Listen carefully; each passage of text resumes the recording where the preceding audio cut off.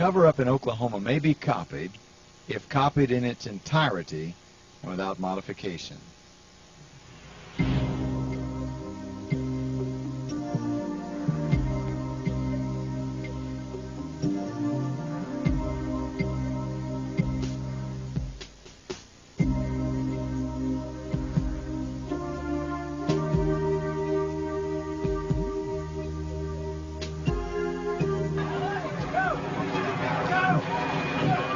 I think he said another bomb. Another bomb, move back. Oh my God, another bomb.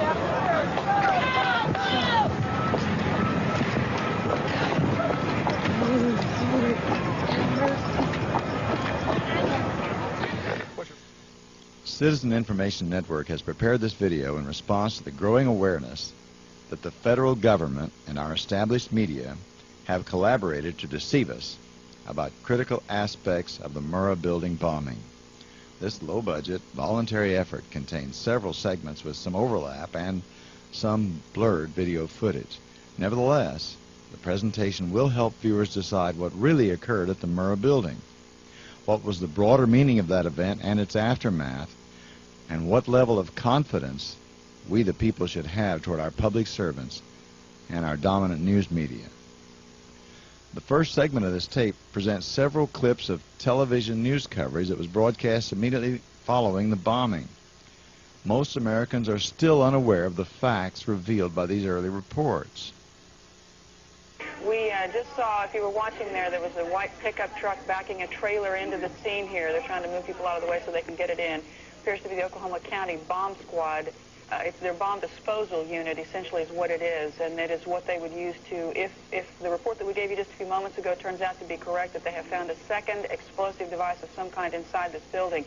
They'll back that trailer down there, and the bomb squad folks will go in, and they will use that trailer. You see the bucket on the back there, sort of, this is how they would transport the explosive device away from this populated area to try to do something with it. If you are outside the metro area, you'd have to be well outside the metro area if you did not feel the blast that occurred. This is just a few moments ago. People running north away from the federal building. You see them. Now confirmed through federal authorities that a second bomb has been found inside that federal building in Oklahoma City. It was an explosion at 9 o'clock this morning that did that damage you're looking at right there, blowing off the entire north face of that building. Again, you're looking at the north face there. A second bomb was found on the east side of that building. A bomb squad is on the scene. That second bomb has not exploded. We don't know quite the status yet, if they've managed to defuse it, but it has been confirmed that a second bomb was found on the east side of that building. And Here, Dave Balut here joining me. Dave, what do you have to add? I just took a look down the street at the Murrah building again. I see another bomb truck going, so apparently they're going to try to get out that third bomb that's been talked about. Still a lot of activity around the Murrah building. Security concerns that another one still might go off. That's what everybody's worried about. That's the reason they have moved the media. Everyone's back. Let's take a look now, if we could. I understand we've just received videotape in a news conference held just a few moments ago at St. Anthony's Hospital. Okay. This is Tom Caniglione. He's medical director of St. Anthony Hospital. This is Jim Maravich. He is chief operating officer and executive vice president of the hospital. I'll give you their cards after the conference is over so you'll know the spelling. Doctor, can you tell us the situation? The situation at the present time is that we have treated more than 56 injuries. There have been several more since last count. At the present time, the medical teams downtown are unable to get into the wreckage to retrieve more of the injured because of the presence of other bombs in the area. I've been told by the police department that just as soon as those bombs are defused, they will permit the medical teams to enter. Then once the medical teams enter, we expect quite a large number of rather badly injured individuals being brought here. Tell us exactly where you were when the explosion hit. I was in the City Courts building, which is just about 2 blocks south and 1 block west of the federal building. And it was amazing that people walked down in the street and we looked in that direction, and several people said, well, it looks like that's the federal building. Somebody's bombed the federal building, somebody's bombed the federal courthouse, which was right across the street. because really there was nothing else that would explain this kind of force. That's what came to everyone's mind, was that it must be some type of explosive. Yeah, Mike, hang with us just for a second. We want to update our audience that the Justice Department is reporting that a second explosive device has been found in the AP Murrah building in downtown Oklahoma City. Mike, you're still with us, aren't you? Yes, I am, and I might tell you in addition to that, that in fact what we were told at the scene a few minutes ago was that in fact 2 different explosive devices were found in addition to the one that went off. So a total of 3. A total of 3, and of course then there was mass confusion whenever there were hundreds of spectators in the area, and when they heard that there were other bombs in the building, people were running from the area in the opposite direction as fast as they could, trying to evacuate again. And you see the utter devastation that that one explosion caused, because here's now what we are starting to learn about the succession, or what someone obviously hoped would be a succession of explosions. The first bomb that was in the federal building did go off. It did the damage that you see right there. The second explosive was found and diffused. The third explosive that was found, and they are working on right now as we speak, I understand, both the second and third explosives, if you can imagine this, were larger than the first. So try to imagine 2- or 3-fold happening what we've already seen there. It is just incredible to think that there was that much heavy artillery that was somehow moved into the downtown Oklahoma City Federal Building. This report of a second and third explosive device having been brought into the Murrah building was broadcast before federal government officials and a compliant national media at the network level had the opportunity to massage the data, reducing the number of explosives and explosions to 1 and positioning that bomb out in the street, not in the building. Moreover, these anchors reported that it was the first explosive device inside the building that caused the devastation. The second and third bombs were undetonated. Those bombs, in the possession of the authorities, would provide information about the perpetrators of this monstrous crime. Again, you're looking at, obviously, aerial pictures from Chopper 4. They kept us out for a while because of obvious reasons, and we respect their demands on that. The reasons may have been obvious to these reporters, but they're not obvious to the rest of us. In the light of later reports of Oklahoma City police bomb squads who brought in a military EOD special bomb squad because an undetonated military bomb was found in the building, we would like to know why this information has been suppressed.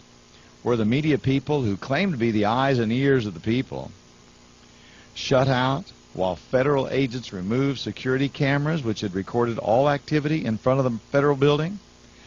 If we are to trust our government, if we are to trust our media that claims to be independent, we need journalists who are not so deferential to the demands of our public servants. And that we are now there with our camera and our chopper, and it gives you a bird's eye view of the devastation. Again, one more time on this, because we've been hoping this wouldn't be the case, but it is the case. 6 of the dead are children, 2 are adults from this explosion today. There was a daycare inside the building, and imagine the callousness of setting off a bomb where children are inside. It's mind-boggling. The daycare was on the 2nd floor, so we would assume that as they were starting to get through their early evacuation and rescue efforts before being called back because of the concern over the other explosive devices, that perhaps the daycare area was one that they were able to get to first. Light was on in the stairwell. There's I don't know. I know that some people were still in the building. They haven't gotten to yet. I saw a lot of people very badly hurt. Yeah, there were people were just getting out covered with blood and just stunned. I mean, it was just shock. Get out! Get them ready.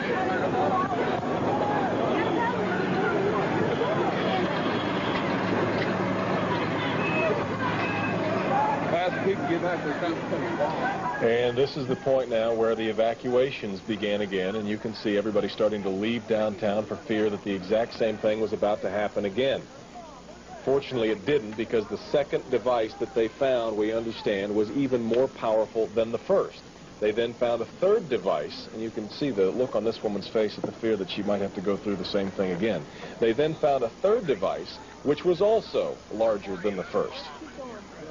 Hard to feel lucky at this point, but certainly through some good work by some munitions experts and the explosive sniffing dogs, further tragedy has almost certainly been averted here today. The reports I have is that one device was deactivated. Apparently there's another device, and obviously whatever did the damage to the Murrah building was a tremendous, very sophisticated explosive device. So President Clinton just called Governor Frank Keating, and he says that 3 FBI anti-terrorist teams are en route to Oklahoma City. Right now, they are saying that this is the work of a sophisticated group. This is a very sophisticated device, and it has to have been done by an explosives expert, obviously with this type of explosion. The reporter said government officials stated the bombing was the work of a sophisticated group. The explosive that went off in the building was a very sophisticated device. It would take an explosive expert to have done that amount of damage. Now, these news reports were all made during the first few hours since the tragedy struck. Given a little time, government spokespeople changed all this. It wasn't a sophisticated group, but rather 2 or 3 men of nondescript skills. Nor was it a very sophisticated device. Why, it was just a mix of fertilizer and ammonia that any old farm boy could put together. And the damage, massive as it was in complete concert with the explosives in a car, later a truck, parked out in the street. Say, isn't it funny how a little time changes things? Also, we're getting word now that President Clinton is sending anti-terrorism units down here to look over the situation to find out exactly what went on and what other danger may be out there in Oklahoma City. That's something we need to think about, unfortunately, this time, because, as we've told you, 2 other explosive devices were found that were not detonated, and they were larger than the first. This weather is going to make things far more difficult, unfortunately, on the firefighters down there, because as we've told you on a couple of occasions now, they are really only just now beginning, thanks to the big, I guess it was about an hour-and-a-half delay or so, while they were worried about the second and third devices that they had found. They are really only now starting to really get full force into the rescue and search operation, going all through all 9 floors of the building that are above ground, 4 floors of parking garages that are below. You talk about the second bomb that was found. Devin told us earlier, we got information that the second and third bomb were bigger than the one that was detonated. 1,200 pounds of explosives in that first one that went off. The second and third devices that were found were actually larger than that, so you can imagine what that would have been like. Imagine anybody not knowing exactly what's going on at this point, but if for some reason you were just now getting caught up to speed, at about 9 o'clock this morning, an explosion rocked a good part of central Oklahoma and most of downtown Oklahoma City at the Alfred Murrah Federal Building. About 9 a.m. this morning. That was the first explosive device. There were a total of 3, we understand, found. Only 1 detonated, and fortunately it was the smallest of the 3. But it was enough to tear away just a huge chunk, the entire front of the Federal Building. As they started the rescue efforts, they were about 30 minutes into the rescue efforts, 30 to 45 minutes in. That was when they were alerted to the presence of the other 2 devices, and that put the brakes on the rescue and now, evacuation. We're getting word of another bomb threat now, Devin, to talk about the 2 after the initial blast. Our crews are being moved back in downtown Oklahoma City because of another bomb threat down there. Are evacuating. John, can you tell me, they have found... Bomb squad there. It's supposed to be the west corner of the building. Bomb squad is there, west corner of the Murrah building. Is that correct? Another bomb inside the Murrah building.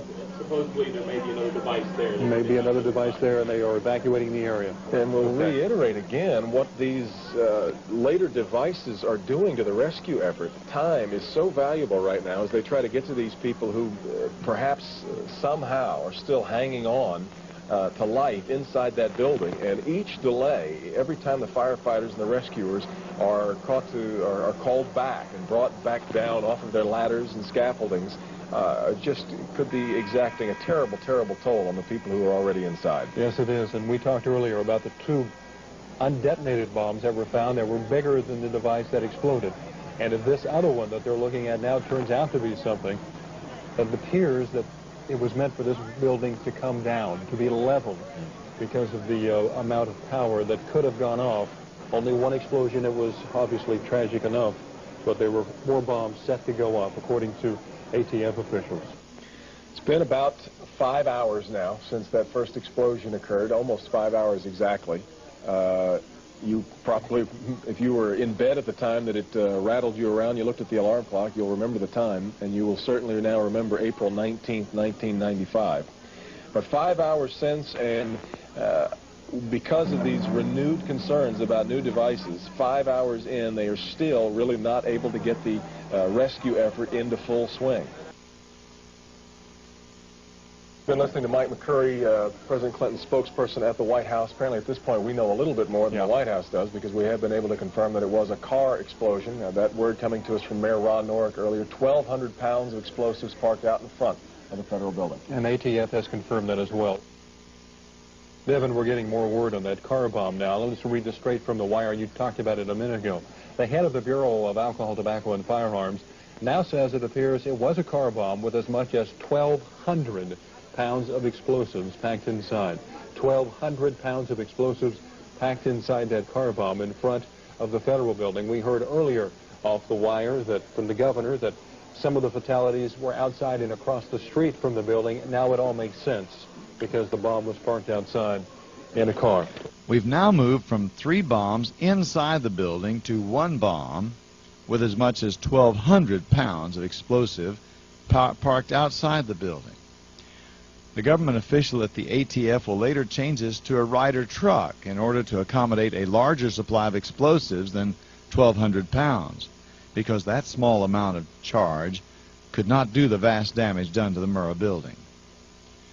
But the steady escalation of the amount of explosives on the street and the invention of a bright yellow truck doesn't solve the problems the ATF officials and the obliging media representatives are dealing with. Such a car or truck bomb simply couldn't have taken out those support columns of the federal building. At the World Trade Center bombing in New York, the truck bomb was even larger than the final invention of the ATF at Oklahoma City, and the Trade Center bomb was parked in the garage right next to a support column. Yet all the Trade Center's support columns remained intact. Moreover, the explosive force of any bomb falls off at the inverse cube of the distance from the bomb. The so-called Ryder truck bomb was parked outside the federal building. Now, this may all make sense to that reporter, but it makes no sense at all to anyone with a little time to make comparisons and to do some honest reflection. Now, Dr. Randall Heather is with us. He's a terrorism expert. Doctor, we are just shocked that this would happen here in the heartland of America. Should we be shocked about a car bomb in Oklahoma City? Well, any place you have a federal building, you have a target. That's the question everybody has right now. Why here? Why Oklahoma City? And you find out by finding why that building. I don't think it's material that it was in Oklahoma City. It's really the building. The building could have been in any city in the United States. The question is why that building? And was it Waco? Is it Nation of Islam? We should find out an awful lot when the bombs are taken apart. I think it was a great stroke of luck. As you're mentioning, it's hard to talk about luck on a day like today in Oklahoma City, but it was a great stroke of luck that we actually have got diffused bombs. It's through the bomb material that we will be able to track down who committed this atrocity. All right, Dr. Randall Heather, terrorism expert, we appreciate your time and your thoughts today, and I assume that we will be speaking with you again here in the hours and days to come. Dr. Heather spoke of a great stroke of luck. There was even a trace of a smile as he said this. In the authorities' possession of an entire defused explosive device that would lead them to the terrorists responsible for this tragedy. Heather said this was of great importance, a tremendous asset. Why haven't we heard more of this invaluable resource? Why is it that later media output speaks only of a single fertilizer bomb with no further revelations about the other bombs. The anchor said he was sure the public would be hearing more from this expert on terrorism, Dr. Randall Heather. Well, we haven't heard anything from him since. Is it because what he said cannot be made to fit the scenario created for us by the FBI, the ATF, Janet Reno, Bill Clinton, and the horde of media jackals who act as conduits for their misinformation? Well, we heard earlier from Dr. Heather, who told us that the fact that they were able to find some of these devices undetonated is certainly going to help in their investigation. Let's go down now to Suzanne Steele. Suzanne? Devin, I got out of Chopper 4 just a few minutes ago and got really the first aerial look at this building. Of course, from this side, you can see the scope of the devastation, but you can't really see how much of the building is affected. Well, from the air, I could see that practically a third of it is blown away, and that the worst of the damage is on the east side, where there's a little pocket where it seems like the force of the explosion hit, and half the building there is gone. When you look at the building, as we've heard from so many people who've been in there, basically some of the floors have just crashed together. I mean, there are some points where you just literally can't get in at all. And then from Chopper 4, at some particular points, we could see all the way through the building. That's the force of the explosion. It just blew out all the walls and everything inside. Notice this reporter's language. The explosion blew out all the walls and everything inside. She didn't say the walls were blown in or that everything inside was blown further in. They were all blown out. This report, which came early in the ordeal, is consistent with other journalists' news stories. The May 1st edition of Newsweek, on pages 45, 44, and 57, carried illustrations of that devastation with reports that parts of the Murrah building were blown out, not in, showing parts of the Murrah building that were blown directly across the street into the facade of the Journal-Record building.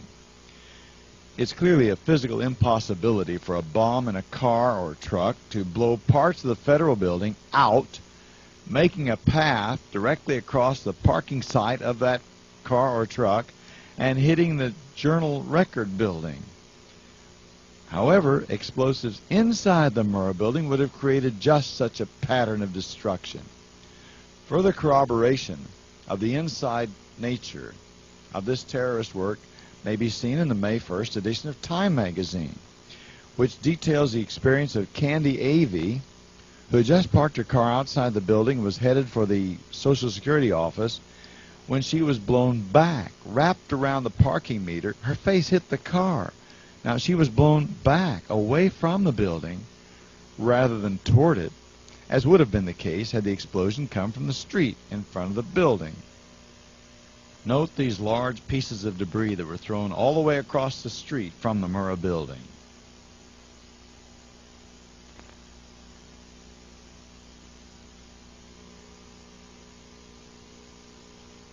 That we have here, you can see the sheriff's bomb squad. These people are obviously very, very busy today. They've just pulled up. They're continuing to stay in the area, and as we have more information, we'll bring it to you. Back to you guys. Where has all this information gone? How did these many reports and all this evidence of an explosion and explosives within the building become condensed into a single fertilizer bomb located in a vehicle on the street outside?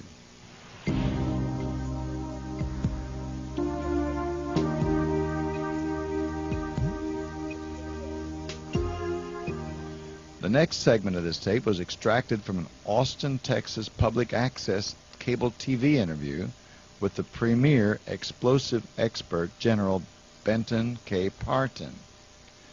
Remarkably, the pronouncements of General Parton and similar statements of other top experts in the field have either been underplayed or altogether neglected by the media. Although this segment has marginal technical quality, it accurately presents the analysis by explosives expert General Parton. General Parton, would you explain to us a little bit about your career in the United States Air Force? I was in the Air Force 31 years, active duty, and I spent 25 years in research and development. Most of that was in the weapons area. I had graduate training in armament engineering. I went through the various laboratories at the Ballistic Research Laboratories. where I designed warheads. In fact, I did the design and development work for the first Beaumont warhead there. I had experience blowing up targets and all kinds of terminal ballistics and knowing what the explosives will do and what they won't do. I moved on into the Air Force Systems Command. I was the commander of the Air Force Armament Technology Laboratory, which covered all that area for the Air Force. I was the first chairman of in the Office of the Secretary of Defense of the Ammunition Requirements and Development Committee, which was harmonizing the requirements for all air-delivered weapons for the Army, Navy, Air Force, and Marine Corps. So I spent 25 years in all areas of Air Force armament work, and I have had a lot of experience in combat damage evaluation also. So I know what you can do with explosives, what you can't do. When I first looked at the reports coming out of Oklahoma, I knew that the truth was not coming out. The media was very much confused or passing out disinformation, and I think some of the officials down there were putting out disinformation, and what was going on down there was totally at odds with what I had 25 years experience of knowing. Okay. So I got all the information I could together and took a look at it and ran some analyses, put the damage profiles on the building, and I concluded that there was a very high probability and a high level of confidence that there were demolition charges in the building. And I wrote, I thought it was very important that the Senate and the House move to have an independent investigation in Oklahoma City because it needed to be established without question whether and how many demolition charges were in that building, because it's an entirely different story if you had a bunch of demolition charges in the building in contradistinction to an ammonium nitrate truckload out in front of the building. General, could a truckload of ammonium nitrate in the configuration that the government says it was have done the damage to the building? Absolutely not. Now, General Pardon, let's say that, for argument, that bomb was professionally made, it was fused right, timed right, everything was done as an expert munition expert would have done it. Just what would have been the damage to the building, and would that have been possible if it was all correctly done with that truck bomb? Very light damage. General, with your background in explosives and munitions, what's your speculation of what actually happened in Oklahoma City? I don't want to speculate. I want to tell you what happened. And as I said, I went through literally hundreds and hundreds of pictures that were covering the removal of the debris from the building site. And I was looking for those specific locations and the columns at those specific locations where my analysis said you would have had to have had a demolition charge at. And going through those as they were clearing the site, all those demolition charge positions were clearly revealed. Now, for the television audience, I have a number of charts here, but I will talk through them, and people can understand what is being said. Sure. The first picture shows the building down there just a few seconds before the blast. And you can see the cars, the light poles, with some aluminum light pole fairly close to it. And the next picture shows is taken about 33 minutes after the demolition, and there's a little aluminum light pole that's over there very close to the building. It's still standing. The sign that was over here, the signs are gone, but the frame is still across the street. The frame, the pole that was on is gone, and you have this monstrous gapping side of the building removed. I don't care what was in the truck. It wasn't whether it was a high-energy military explosive or whether it was ammonium nitrate. Either case, you would not have had the energy to do to the building what was done, both from an order of magnitude as well as the pattern of destruction. Okay. Now, for the benefit of the TV viewers, let me show a chart of the vertical profile of the building. This chart shows across the A row, the columns in red are not down. That was A2 through A8 are all down. And in the second row, column B3 is down. Before I knew precisely the location, and when I sent the letters to the Senate and the House, I put the truck bomb out where it was supposed to be, and I showed a sphere of ammonium nitrate about 4 feet in 4.5 feet in diameter, with a pressure of 500,000 pounds. By the time it reaches the first column, you're down below, you're down around 2,000 pounds per square inch. By the time it reaches the second row of columns, you're down around somewhere between 285 and 40. Well, just beyond the B column, you're in the 40-pound region. And from there, if you reach out to A7 from that location, you're down around 11 pounds per square inch, and the A7 was a very, very massive and heavy column. There's absolutely no way. Now, what I think you could have brought it down from there. But I say this: the maximum reach of the bomb would have been into B3 because that's where the column came down. But the truck bomb was not in front of column A3. It was over beyond column A4. And column B4 and B5 in the middle row would have seen a lot more impulse than the column B3, which came down. In fact, it would be about twice as much impulse as column B3. And so if you were going to bring down a column, it would have been B3 or B4 or B5, and certainly not B3. You don't have to go any further than that to know that you had a demolition charge on column B3. Now, if you look at those columns, they have furring strip on them, and they have sheetrock on them. And the sheetrock and furring strips are still on them. Down at the first and second floor, some of the sheetrock and furring strips had been knocked off, but you see absolutely no spalling damage to those columns. So columns a lot closer than B3 to the truck bomb still have sheetrock and furring strips around them that weren't even knocked off. Now, you can't think about bringing down a column by blast without cleaning that sort of stuff off if you had the power to collapse that kind of size of a column. So you don't need to go any further than that to know that B3 had a demolition charge. There's no other explanation. It's a closed set. General, you're telling me that somebody drilled those columns and then placed explosives on the columns? Well, they don't need to have drilled it. They could just have taped the satchel charge up against that column and have brought it down. But, General, we had a bomb outside. We had a demolition crew inside. How many personnel do you think were involved in this operation? Well, it would have taken several, and it would have taken people with access. You got to remember that those federal buildings have guards on the gate, and they have magnetometers and everything else. So it's not only a matter of how many people, but who had access.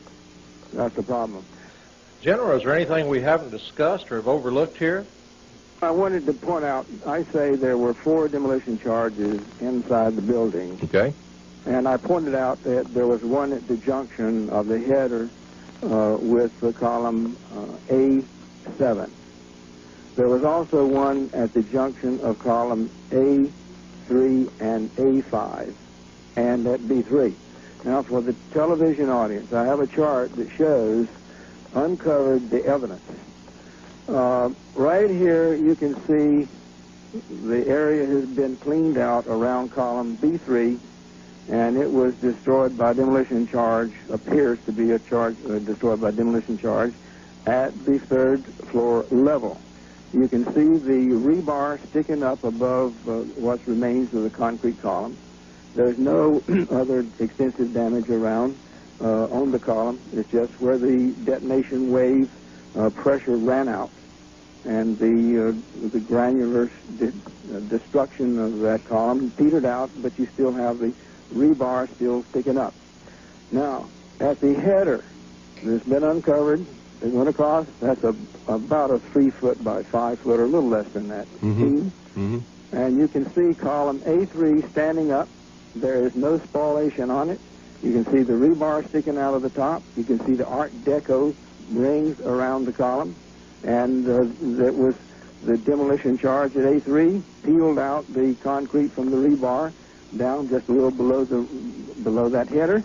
And you can see on the right side, the header to the right, you can see where the rebar is completely exposed and the concrete is outside of the zone from in around that rebar.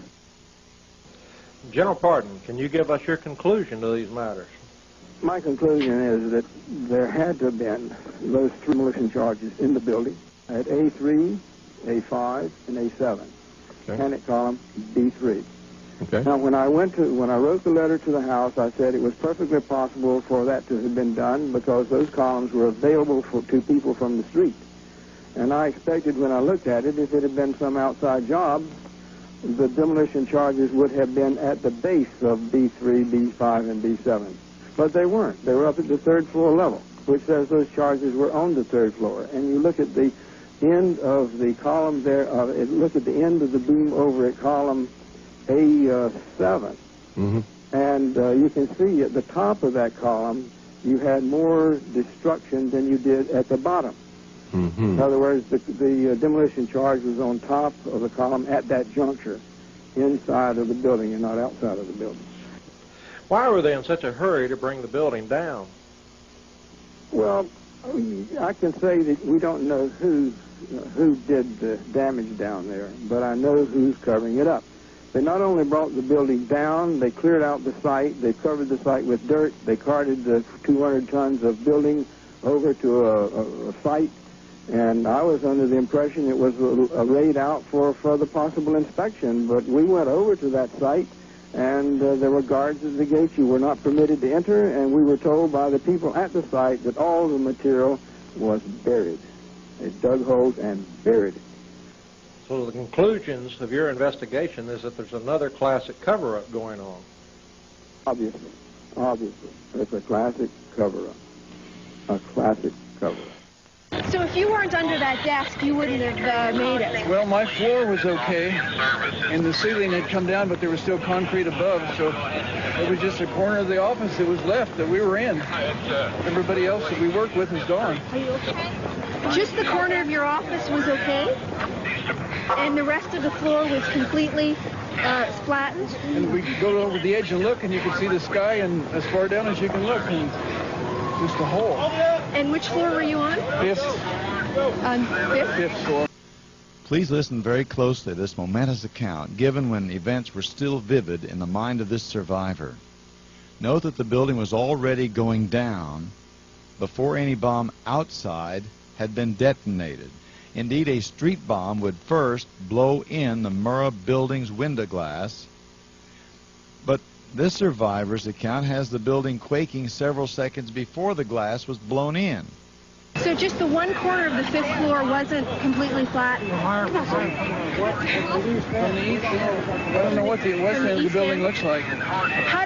Did everybody just crawled out of the desk after? It was like slow motion. We crawled under before the glass started coming, and everything it just seemed to roll in on us. I thought it was an earthquake when it started. It was just a kind of a shake, and then everything started going like this, and I dove under the desk, and then all the glass came in and the ceilings came down, and I probably got cut worse if I hadn't been under the desk. I just got little scrapes and scratches. I was really lucky. Really lucky. Didn't we just hear this survivor indicate the building was quaking several seconds before the window glass blew in? Therefore, before any street bomb detonated? That part merits another look. It was like slow motion. We crawled under before the glass started coming, and everything it just seemed to roll in on us. I thought it was an earthquake when it started. It was just a kind of a shake, and then everything started going like this, and I dove under the desk, and then all the glass came in. And Let's put some of the pieces together. This survivor's account is in full accord with information on the news clips and General Parton's analysis. First, the bombs on the support columns at the building's lower levels were detonated, severing the columns and projecting debris across the street. Several seconds later, a street bomb detonated, blowing in the fifth floor's windows. The March 31st, 1997 issue of the New American Magazine quotes other top technical experts making statements similar to those of General Parton. While referencing the test demolition of an Eglin Air Base structure, which was similar to the Murrah building, Mike Smith, a civil engineer in Cartersville, Georgia, said, "The results of the blast effect test 1 on the Eglin test structure present strong evidence that a single ammonium nitrate and fuel oil device of approximately 4,800 pounds placed inside a truck could not have caused the damage at the Murrah Federal Building experienced on April 19, 1995. Even assuming that the building had structural deficiencies and that the ANFO device was constructed with racing fuel, the air-coupled blast produced from this 4,800-pound device could not have damaged the columns and beams of the Murrah Building enough to produce a catastrophic failure. Robert Frias, president of Frias Engineering of Arlington, Texas, after examining the test demolition, concluded the Murrah Building would still be standing and the upper floors would be intact had the truck loaded with explosives been the only culprit. Moreover, Frias, a practicing engineer with over 40 years and a registered engineer in Texas, New Mexico, and Louisiana, stated explosives had to be placed near or on the structural columns inside the building to cause the collapse that occurred to the Murrah Building. Likewise, Alvin Norberg, a licensed professional engineer in Auburn, California, with over 50 years of engineering experience on over 5,000 construction projects, writes that evidence from this data verifies that the severe structural damage to the Murrah Building was not caused by a truck bomb outside the building, and that the collapse of the Murrah Federal Building was a result of mechanically coupled devices, bombs, placed locally within the structure adjacent to the critical columns. Kenneth Gow of Whittier, California, with over a half-century of engineering experience in the aerospace industry, writes in his evaluation, the Eglin Test Structure Report further reinforces the conclusion that a substantial portion of the Murrah Building damage was by internal explosions. And indeed, if the omission of these authoritative accounts of General Parton and other technical experts casts doubt upon the credibility of our dominant media, how should we respond to an outright lie in that context? In the issues in May 1st, 1995 issues of both Time and Newsweek, these weekly news magazines showed artists' rendering of a huge crater in front of the Murrah Building, the crater produced by the alleged exploding Ryder truck. Both Time and Newsweek stated that the resulting crater was 30 feet wide and 8 feet deep. That's a crater big enough to swallow up a Winnebago or a medium-sized school bus. Now, why did Time and Newsweek just present the artist's rendering and not an actual photo of that huge crater? We know why. Because we have early video footage taken just after the bombing. Time and Newsweek did not present a photo of the huge crater because the huge crater is a lie, a hoax, an obstruction of justice, indeed, a crime against the American people. Where is that huge crater? Our raw footage clearly showed people walking here within the so-called huge crater area. Either those people are over 12 feet tall, or that huge crater is a hoax. Wouldn't such a crater be very conspicuous? Well, where is it? We believe the huge crater hoax is just one glaring part of the bigger hoax created by our media and our government in order to cover up the truth that the Murrah Building was blown up from within by people who had free access to federal buildings. Further confirmation of the government media fabrication of a vast crater may be found in Michelle Marie Moore's detailed account of the Murrah Building bombing, titled Oklahoma City, Day 1. On page 61, Moore discloses that the plywood that workers placed in front of the building, supposedly to cover the huge crater, concealed instead merely some scattered debris. It appears that a tiny, suspiciously shaped crater, too small for detection by aerial video, might have existed, but this tiny crater was too small to plausibly suggest an explosion outside the Murrah Building, large enough to have been the sole cause of such massive damage. Accordingly, the huge 30-foot wide by 8-foot deep hoax crater was invented to hide the fact that the critical bombs were strategically placed inside the building by people who were protected from above and who had free access inside the Murrah building. Eyewitness reports and expert testimony have firmly established that the multiple bombs that were placed inside the building contained explosive charges sufficiently to do all the devastation that we've seen. Therefore, it would appear that the purpose of placing a bomb in a vehicle outside the building was to divert attention from those who had access to those support columns inside. That this aspect of the cover-up has been successful may be seen in the focus of subsequent media coverage and government press releases, all of which wrongfully placed the blame for this tragedy on people who were in disfavor with the government. Prior to that awful day, so-called anti-terrorism legislation that severely curtails the ability of the people to defend themselves against government intrusions on their liberties had been stalled in Congress. After the Oklahoma City tragedies, Congress easily passed these bills, granting more power to the ATF, the FBI, and other government entities.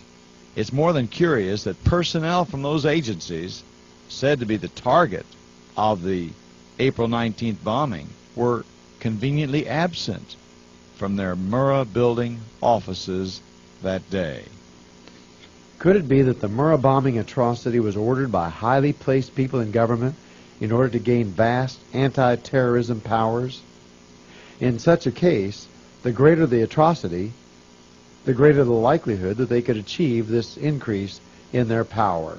Now, we're also hearing from some witnesses on the scene that they've overheard from firefighters that were first on the scene that there was a possibility that there was a secondary explosive device besides the car bomb device outside the building, and that device may have been placed near the nursery. Where has all this information gone? None of these reports of explosions and multiple bombs within the Murrah building was ever mentioned again by the dominant news media, nor was any presented to the federal grand jury or at the bombing trial. Indeed, where has all this information gone? The next feature on this tape is a video affidavit made July the 20th, 1997 by Jane Graham, a HUD employee who was on the 9th floor of the Murrah building during the bombing. Most noteworthy, none of Jane Graham's startling information was ever carried in the dominant media, nor was any of it presented to the federal grand jury or to the jury in the McVeigh trial. July the 20th, 1997. And I am recording this in order to make an affidavit that what I say is, in fact, true and correct. 3 weeks approximately ago, I was over to D.C. Lawton's house, who is a friend of mine. And when I was there, Reed Walcott was also there, and they had a video that was playing in their TV. And on it, there appeared these two men. Let me up close. I had a picture of, and I had this picture made off of the video. It is not very clear, but the video shows them perfectly. Then I saw these two men. I asked them to stop the video, that I recognized these two men, but that they were not dressed as they are here in this photograph. I have given considerable thought to when and where I saw these men. I first saw this taller gentleman here with the beard. I saw him on Tuesday afternoon, somewhere between the hours of 3:30 and 4:30. As I recall, it would have been that period of time. Date. And this was on the April the 17th, or 18th, I'm sorry, April the 18th. And that was on a Tuesday. And he was walking down the hall, coming from the west end on the first floor, going toward passing the GSA offices. He was dressed in a blue shirt and pants, and I assumed he was there replacing one of our regular men for the building temporarily. When and I didn't think any more about it, except that he didn't look like a maintenance man, and I had just totally forgotten about it. And then the following morning, which would have been April the 19th, I saw both of these men as I came to work in approximately 8 o'clock. These two men were coming out of the stairwell on the first floor to the west of the elevator. They walked directly by me, probably within 5 feet. Both of these men were dressed in blue pants and shirts. And I thought at the time that they looked so different than our normal men and that GSA had in the building maintenance. And I thought perhaps that the other men either were on vacation, and I thought it was odd that both would be gone at the same time. But I just felt they didn't look like our normal GSA people that are employed in our building. I was asked by the FBI several times if I had seen anybody in the building, strangers, that were maintenance men, were dressed like maintenance people. And I had said no, because I had not thought, when they had talked to me about maintenance, I had thought about, what I was thinking about was some repair person coming in who was with the company. I had not even considered GSA people. And they are, in fact, the building maintenance people. Only when I saw these two men in this photograph did I realize that these are maintenance people, and yes, they were different from the men who are normally servicing in our office and in our building. This photograph came from a video called Cover Up in Oklahoma by Jerry Longspot. I had not seen this video until, as I say, 3 weeks ago. Had no idea until I saw these men. Didn't register where and when I saw these people. I can only tell you that they were in that building on a Tuesday afternoon and a Wednesday morning. The taller gentleman, this man right here, was there Tuesday afternoon. He was also there on Wednesday morning. Both of these men were together on Wednesday morning. I wish I could give you more information about them. I do not know them. I only know I was by them and that they were there, and they were dressed like our GSA employees of the building to maintenance. These are not the same three men that I saw in the garage who had what I thought was telephone wiring and a block. It appeared like probably 2 by 3 inches or 3 by 4 in that area of a small remote, but it was a putty color, a solid piece of block. I don't know what it was, but they had that, and they had this wiring. When they saw me watching them, they were down there. They had plans for the building, and they were discussing. They were arguing, in fact. Apparently there was a disagreement because one of the gentlemen was pointing to various areas in the garage. They were talking about, I assume, the plans of the building. I thought maybe they were telephone men at first. These three men were not the same as these two men on this picture. They, when they saw me watching them, they took this wiring. It looked like telephone cord. It was putty colored. They took that. They took whatever else was in their hand. I don't know what it was. They put all of that back into a paper sack. They put it in the driver's side behind the passenger seat, behind the driver's side. It was in a kind of, as I would call, a pale green, a faded green station wagon. I did give that information to the FBI and to Stephen Jones. FBI did not asked me to look at any pictures.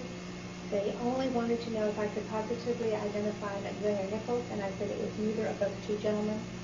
I gave them descriptions of the three men, but it was only when I saw this picture of these two men 3 weeks ago did I realize that I had seen these men and that they were in fact in our building the morning of and the day before the bombing.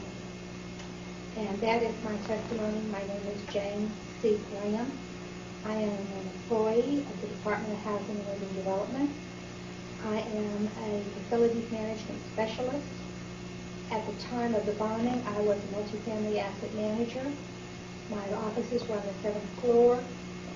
I had occupied not only the 7th and the 8th floor, but I had just gone to the 9th floor when the bomb occurred. In reflecting this, I want to specify that the first bomb, the first impact was a waving effect that you got when the building was moving. You might have maybe felt a little waving, perhaps like earthquake movement, and it lasted for several seconds. About 6 or 7 seconds later, a bomb exploded. There was an entirely different sound and thrust. It was like it came right from the center up. You could feel the concrete floor move a little. The last thing I remember was looking up and seeing the roof being blown off and debris suspended in air, and I was thrown on my back and I became unconscious and debris came down on me, and Sonia Key was on top of that, and Joy McGirt, and both of those individuals took the debris off of me, helped me get up, helped me out of the building afterwards. But there were two distinct events that occurred.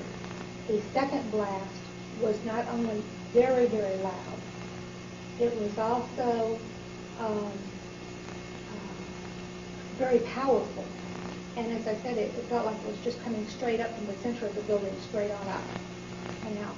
And so that is my testimony, and I will stand by this testimony. And as I say, today is July the 20th, and both of my grandsons are here as a witness to what I have said. Thank you very much. Oh my God, another bomb. Now confirmed through federal authorities that a second bomb has been found inside that federal building in Oklahoma City. It was an explosion at 9 o'clock this morning that did that damage you're looking at right there. I just took a look down the street at the Morrow building again. I see another bomb truck going, so apparently they're going to try to get out that third bomb that's been talked about. At the present time, the medical teams downtown are unable to get into the wreckage to retrieve more of the injured because of the presence of other bombs in the area. I've been told by the police department that just as soon as those bombs are defused, they will permit the medical teams to enter. First bomb that was in the federal building did go off. It did the damage that you see right there. The second explosive was found and defused. The third explosive that was found, and they are working on right now as we speak, I understand, both the second and third explosives, if you can imagine this, were larger than the first. The Justice Department is reporting that a second explosive device has been found in the AP Murrah building in downtown Oklahoma City. The reports I have is that one device was deactivated. Apparently there's another device, and obviously whatever did the damage to the Murrah building was a tremendous, very sophisticated explosive device. So right now they are saying that this is the work of a sophisticated group. This is a very sophisticated device, and it has to have been done by an explosives expert, obviously with this type of explosion. 2 other explosive devices were found that were not detonated, and they were larger than the first. But there were more bombs set to go off, according to ATF officials. That we have here, you can see the sheriff's bomb squad. These people are obviously very, very busy today. They've just pulled up. They're continuing to stay in the area, and as we have more information, we'll bring it to you. Back to you guys. We should find out an awful lot when the bombs are taken apart. I think it was a great stroke of luck. As you're mentioning, it's hard to talk about luck on a day like today in Oklahoma City, but it was a great stroke of luck that we actually have got diffused bombs. It's through the bomb material that we'll be able to track down who committed this atrocity. Where's all this information gone? They dug holes and buried it. It's a classic cover-up. A classic cover-up.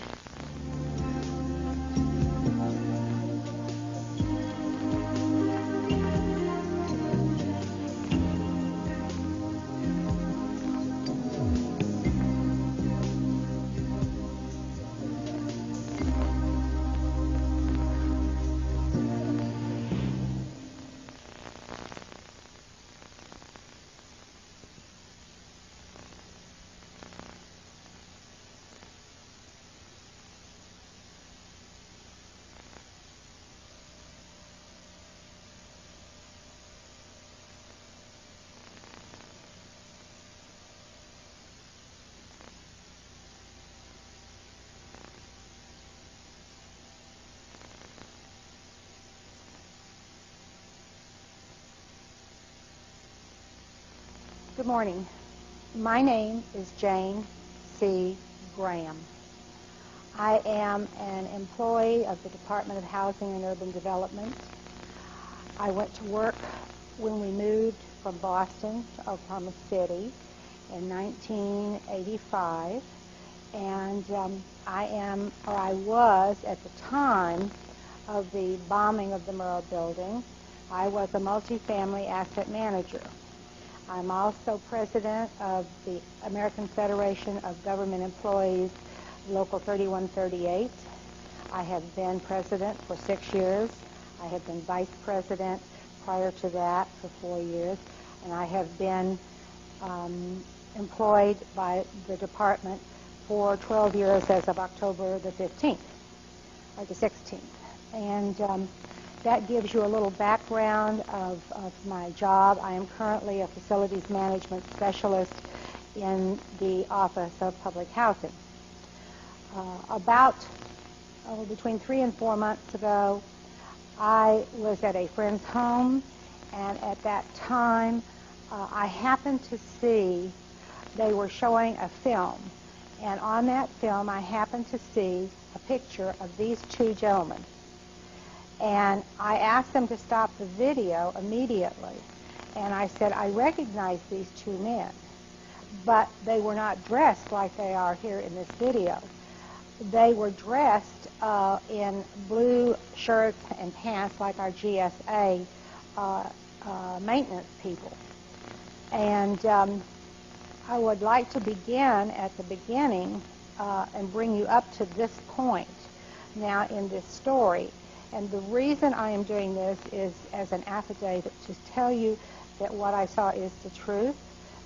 There's no motive in it other than getting at the truth and what is important for the people that I represent in the union, as well as other members that we cover in the government as employees. Approximately 2 weeks prior to the bombing, I was in a snack bar at the Murrah Federal Building where our agency was located. We had the 7th and 8th floors of that building.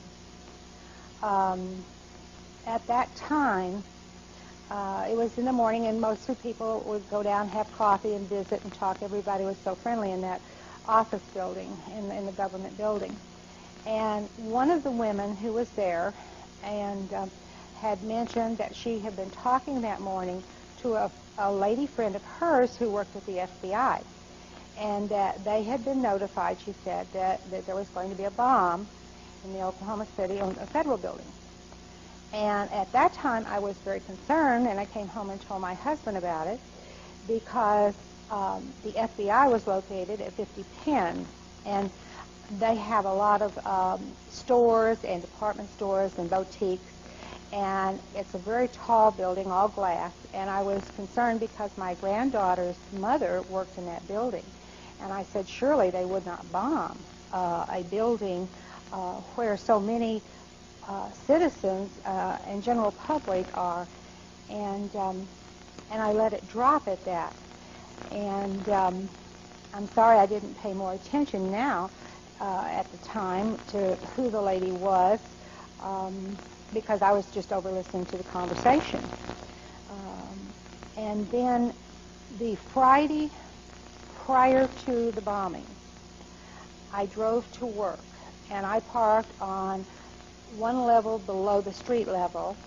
I had a reserved parking space, and as I drove in that morning, I saw 3 men who were in the building, in the garage area. And they were standing with plans of the building, what appeared to be the plans of the building. They held them out. They were pointing to various areas on the east side of the garage.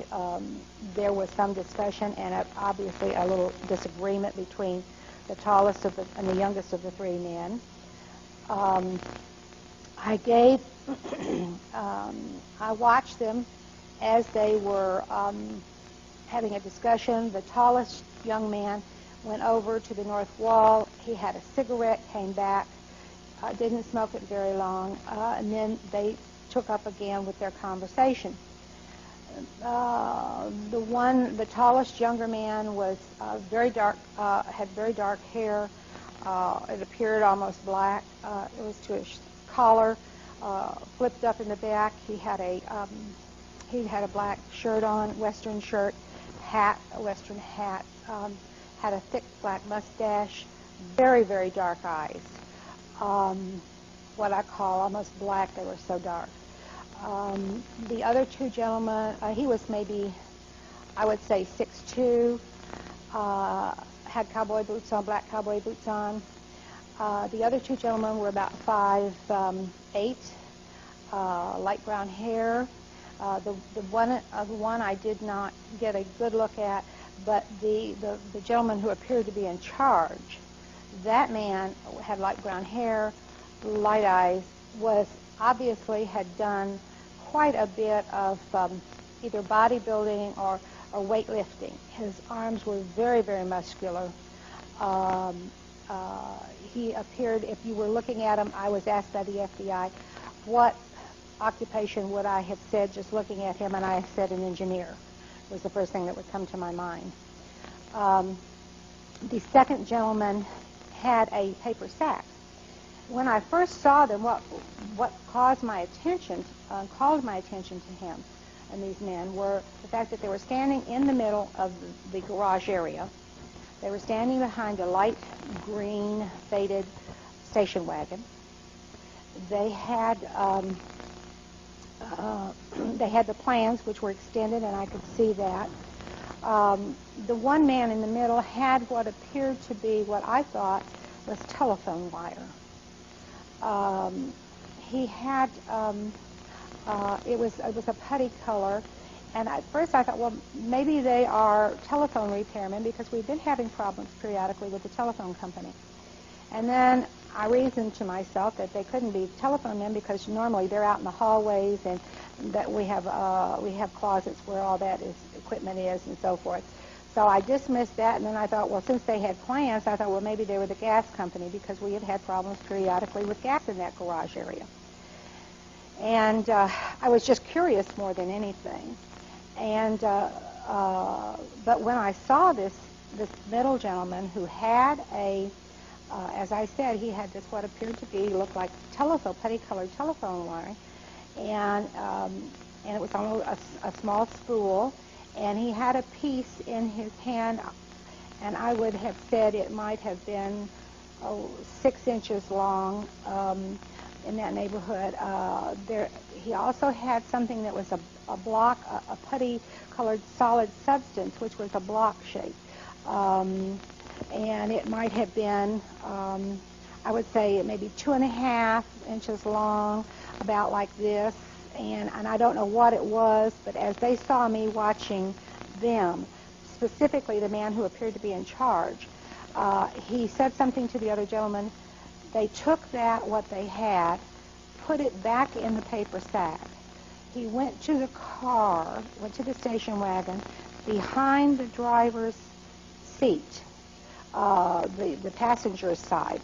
He opened the door and he put that in there. He put that sack in there and then came back. He turned himself away from me so I couldn't see his face.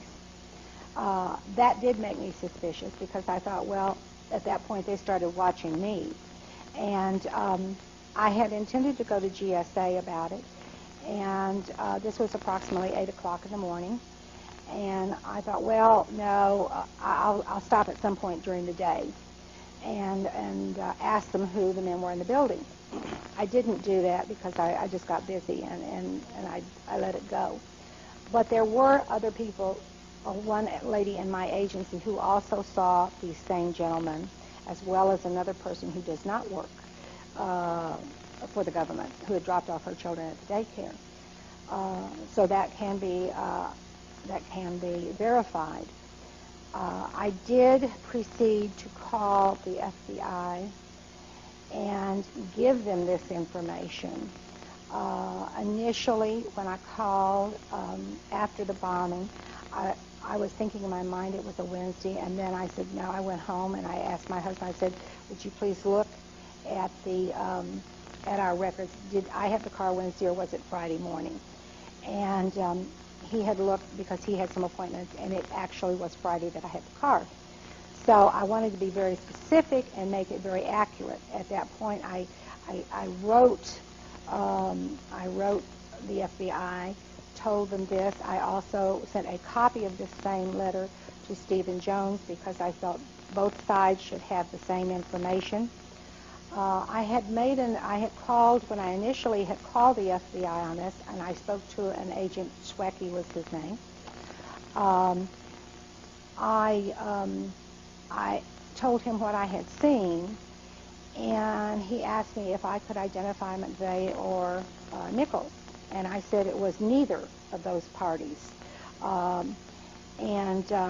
He said, well, could you positively identify them? I said, well, I haven't seen any pictures, and I'm not sure until I actually would look, I gave the description of what they had on, their clothing, how they were dressed, and approximate ages in the neighborhood. We made an appointment to meet. He didn't keep his appointment. I called back again. I asked him if there was some error, that I had an appointment with him at my union office, and he didn't arrive, and he said he was busy with something else. And so we made a second appointment. And again, that appointment wasn't kept. When the FBI, he did ask me if I saw any unusual maintenance people that didn't belong in the building. And I told him no, because to me, when somebody is talking about maintenance people, I'm thinking our air conditioning, we have a elevator people, someone who doesn't belong in the building. And so I talked about that, and I said no. Then they had several agents who came to our office, and I was interviewed by a woman agent, and I'm sorry at this time I can't remember her name, but she said they were interviewing within a 10-block radius all the people to gather information. And she asked me questions, again, basically about McVeigh and Nichols, and had I seen them in the morning of or the day before, had I seen the truck, anything unusual, and so forth, and I said no. And she said, well, that's all the questions that she had. And I said, no, it isn't all the questions I had. And I said, what you're telling me then is, and then I went into the story about my having written them and the FBI and the information that I had given them, and she knew nothing about that. And I said, what you're telling me then is that you have not asked one person in all of this time if anybody else saw the same men that I saw. And she said, well, they all have just a set of questions, and that was it. So I let it go. After the bombing, I worked, as I said, I worked on the 7th floor. I had my union office was on the 7th floor as well as my own workspace. My work area was on the east side, which is the area where you saw the big indentation. That was my area there that I worked in. That morning, I happened to be in my union office, which was just west of the center of the building, and we were doing a report that we had to do on finances with the secretary and the treasurer. And my husband happened to call, and in that conversation I remembered I had to go upstairs to a training program on Windows. I wanted to preview that. So I took all of our reports and went over to valuation, which is at the north side of the building center, and was talking with several of the ladies there. And I looked at the clock at that time. It was just 9 o'clock. And I told them I had to run upstairs. I'd be back because I knew they started promptly at 9. I wasn't going to be there on time. And I left them. When the bomb exploded, every one of those people in that area were killed. I went up to the 9th floor. I got there just about a little almost 9:02, because I had just sat down at the computer and turned it on when the first wave hit. I remember thinking I had done something when I turned the computer on. And because you had this waving motion which was going east to west. It was like a rippling effect, and the building swaying, and the young lady who was giving the training had told everybody, it's an earthquake, get down, get underneath your desks, and so forth. And of course, I was literally just stunned and just sat there at that moment. And then a few seconds later, maybe 8 seconds, 7, 8, 9 seconds, somewhere in there, there was an explosion.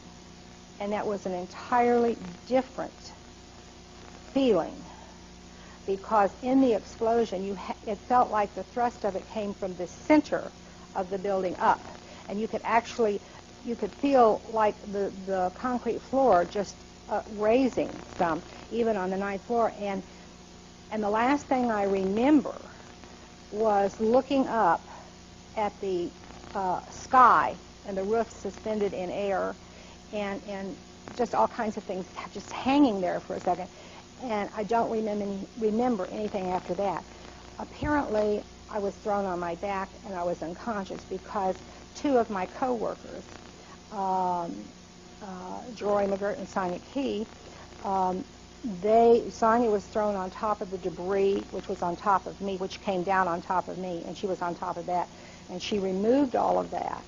And she then got Joy, and she kept yelling to me, was I okay? Could I hear her? So forth. Finally, when I came to, I told her, and I didn't remember till she told me afterwards, that I had said, I can't move. And she said, you've got to move. We're getting you up and out of here because it was a bomb. And she and Joy helped me get up.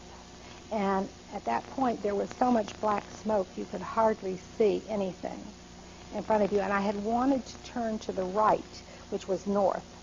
And she told me I couldn't go that way because there was nothing left there at the building. And so then we did go out to the west stairwell, which is the southwest stairwell, and we went down. We were able to get down the stairs at that point and get out of the building. After that time, I have stayed away from, I have not read a newspaper since, nor have I watched a newscast since this time, because I just didn't want to deal with it. And and all this time has gone on, and I thought, well, I just blocked what I could out of my mind and figured it would go, eventually I could deal with it. And I went over to my friend's home to visit him, and we were discussing when they had a video on. And in this video that he had in his in his TV. It was about the bombing, and during that, that's when I saw these men. And I said, stop. I said, I recognize these men. Then, in the conversation, I said, these men were there. I said, the day before, the afternoon before, on Monday, I said, this man right here, he's gray-haired, and he was at least 6'2". This gentleman was coming down the hall in front of GSA when I saw him, and you have to understand the hallway leads to the center of the first floor level, and it also has a door which goes to the outside on the west end, which goes where the trash pickup is and out to the outside. So I'd seen him, and I thought it was unusual because of his age and his appearance. He did not look like he was a maintenance man. He was dressed in clothes like GSA would wear. And I thought it was unusual, and I thought, well, if he was going to be having if he has a second job, if this is going to be his next occupation, he really did not fit in it. It didn't look like he belonged. And so I saw him as he was walking and going through the building. And I thought, well, it was odd that we had, that I wondered where our maintenance man was. We had two that were normally always there together. And he was so different from the men that were normally in our building, and appearance and so forth. And so I just thought, well, maybe one of them is on training or something, is sick or something, and we have someone else substituting. The next morning, my husband dropped me off to work, and that was between 8:15 that morning, Tuesday morning. I wasn't paying any particular attention to the outside or anything, but as I came in, both of these gentlemen, this one in particular, both of these men were coming out of the stairwell, and that is directly behind the elevators, and you can only come from the upper floors down. And they came out the door. They were both dressed in GSA blue shirts and pants like they would wear, walked directly by me, past me. They were very intent on moving, and moving quickly.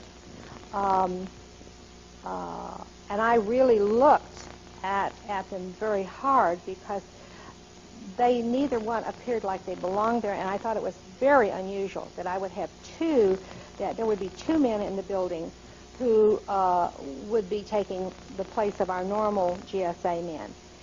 And I was surprised, and I thought, well, I can't imagine them being so different than the regular men that were normally there, that we would have two at the same time out, and we would have two replacements. And only at that point did I connect with the thought that these must be the maintenance people that the FBI were asking about that were different, that didn't belong. And of course, to me, I never put GSA employees in that category because they were government employees, and I didn't think about them as being specifically maintenance people. They were just government employees that did various things around the building. And I realized at that point that is exactly what they were talking about. I looked. I was very interested at this point with these men because I wanted to know more about them. And I had called several people and inquired about them. I was told, oh, these two men had been identified. They gave me their names, told me where they had worked. FBI had already identified them and so forth, and that was, that I was wasting my time. And I wasn't satisfied with that specifically because although someone may tell you something, I wanted to know for a fact, since I had identified these two men, I wanted to know for a fact that these men were who I had seen. And so I proceeded to try and run down the two men. It took me about a week to locate where the men were, where they worked. And all I will say at this time is that the FBI did identify two men who worked as maintenance men for the Journal Record. They are not these two men. They are not in any way connected with these two men. And so to date, I don't know who they are, except that I can tell you these men were in that building that morning, and they were definitely moving in a very fast fashion. Determined would be my word for it. They turned to the west in the hall, which would meant they would have been going out that exit where the outside exit was in the trash area. And the interesting thing was that this was about, let's say, 8:15, and they were dressed in those clothes. I don't know how at 9:15 or 9:30, whenever the video was taken, these men were already in their other clothing. And the question was, where did they change to me, and what caused them to change? And I have no idea. I can't make any guesses. I won't make any guesses except to tell you that I saw these two men. I could identify them if I saw them.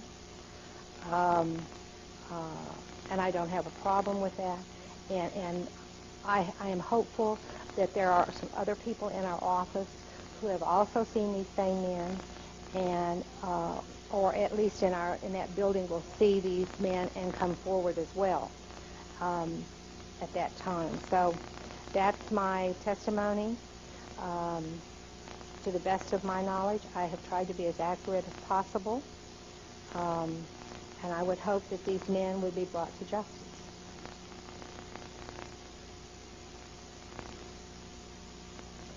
I would like to also mention the fact that although this picture is not very clear, unfortunately from the video, on the video, if it were still, it would have a very good likeness of the two men. This taller gentleman here with the gray beard was balding, wore glasses, maybe 6'3", maybe 225 pounds, in that neighborhood, 220. The day before, on Monday, when I saw him walking down the, and there must have been something, he must have been, and I'm sorry to say I cannot remember who he might have been with, but there was a comment made or something, but I thought to myself as I was watching him come down the hall,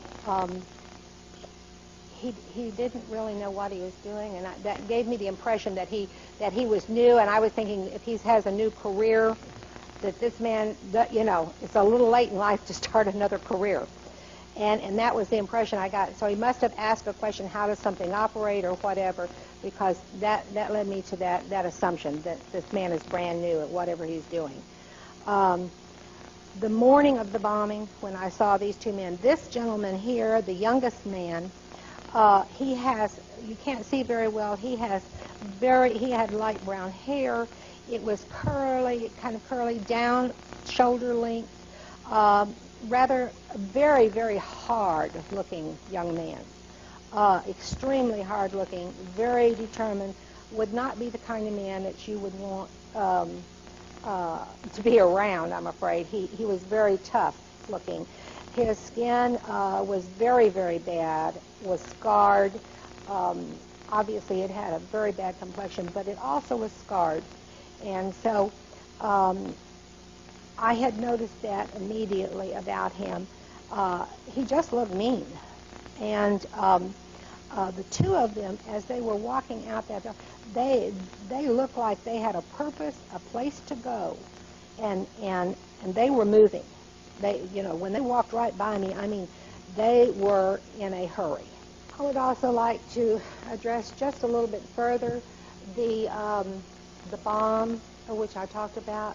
I know they keep saying there was one bomb, but I can assure you, being in that building, as well as other people in that building, will tell you that there was more than one bomb, because the first impact that you felt, as again I said, was this waving motion. And and I was trying to think to myself, if it was an earthquake, when Sheila had said it was an earthquake, everybody get under their seats, take cover, protect your head, so forth. That took her a few seconds, and of course people were just startled and sitting there. They you know, I mean, it's not something you of course you're concerned because you feel this rocking motion, this waving motion. But when the second bomb went off, the explosion, there was an entirely different feeling. It was an explosion. It was from within. What I'm telling you is the explosion it came up. It came up from the lower floors up. It was not something that came in to the building, but it came up through the building. And there is a difference in that feeling, and I know others felt the same thing. My husband, when he got downtown, he was out trying to locate me and talking to, trying to get around. At that particular time, they were told there was another bomb. There were other bombs in the building. They needed everybody to move back. They had found additional bombs in the building, 2 other additional bombs in the building. They moved everybody back. There was a point where everybody was across the street, and then they moved them a block farther. People started running, my husband said, and there were ATF men who were coming out of the garage area on the east end, and they were in fact they were marked ATF, and they were carrying boxes marked C4 from the building. So there are pictures to that effect that will be presented to the grand jury. I am going to be testifying at the grand jury. I have gone to Washington. I have seen pictures. I have seen pictures where the actual charges were placed in the building. That you could see the burn marks on the columns where that occurred, where the rebar had just gone down and sprayed out. Also, I know they've talked about a Ryder truck or a car bomb and these types of things. Having been there, I did not see any crater. I can tell you I saw pictures after the explosion. I have actually seen the photographs which showed in front of our building in the circular area, we had a planter, which people use, concrete planter, which was maybe 3 feet tall, which people used to sit on and wait in the afternoons either for the bus or rides and so forth. That planter was still there. I saw a picture of it, and that concrete was still there, just exactly like it was before. And if that truck was parked directly in front of that building, I can't imagine you could do any kind of damage without affecting that. If there was any kind of a small hole that was in the ground, it certainly wasn't an enormous depth. In fact, one of the pictures shows a file cabinet laying there, and the drawers are up, so it certainly couldn't have been more than maybe 8 inches, because the file cabinet was just laying right there on top of the ground. So, I mean, I saw that, and I know that. They had, there was also, I know that FEMA did a report, and they talked about the fact that one of the columns was totally destroyed and so forth. And in a picture I saw, it is right there, and it is marked. That column is right there, and it's marked. So I know it existed right after the bombing. I've seen the pictures of it, and those have been turned, as I said, those pictures and so forth have been given to Representative Trafficant's office and some other subcommittees in Washington, which hopefully will be getting to the bottom of all of this. They have and I'm not saying that there may not have been a car bomb, there may not have been something, but if it was in addition to, it was something that was in addition to what was inside that building, because what was inside that building is what caused the damage and the problem. And had the other explosives gone off, there would have been nothing left of that building or anyone in it, for that matter. Nice to close the book. It was an easy way to close the book and chapter and say it's over and it's done with. We have our two men who did the bombing, and I cannot believe that one man or two men did this bombing. Let me tell you, I know this. Timothy McVeigh was in our building several times weeks before. I have co-workers who saw him in the building, who rode the elevators with him from the 9th floor down. And the 9th floor, again, houses ATF. Why was he on the 9th floor? Those are questions that need to be asked. He certainly was there to see somebody on the 9th floor. You just don't normally go up to the 9th floor unless there's a purpose or reason you're going to see someone, ATF or someone up there. I was in Washington with a young lady from the Postal Service who talked to John Doe 2. You know, he was the one who was in charge. Tim McVeigh held the door for this man, John Doe 2. John Doe 2 is the one who did the talking. He is the one who was in charge, as Debbie said. He was the man who was in charge. And the other, McVeigh was just following him along. So it was, she said, military came to mind. And so we need a lot of these questions answered. There is no question in my mind that the FBI knew about this. They were told about this. My understanding was when Carol Howe had her court hearing, her supervisor admitted in court that Carol Howe did in fact notify them that the Murrah building was going to be bombed. So again, it comes out that they were aware of this. They had prior knowledge of this. That isn't to say that they actually took part in it, but they did have prior knowledge of it and did nothing about it. So omission is just as great as commission in an act. And it's certainly disheartening to see what they tried to do to her and her reputation and her life, because they didn't want to admit that she was an agent, that she had credibility. She was found innocent of all of the charges, and they had to admit the truth that she had in fact told them of this. Again, I would like to, in wrapping up, go over as my thoughts come to me about the men that were in the garage the Friday before. It was an impression that I had, but as a first impression, not only would I have said the two men were engineers, but certainly they appeared to be what I would call a military cut. If you were looking at them and trying to guess what their occupation would have been, I would have said military. The tall young man would not have been. He did not look like a military man. Nationality, I cannot. The tallest young man was having words, as I said again, with the man who appeared to be in charge.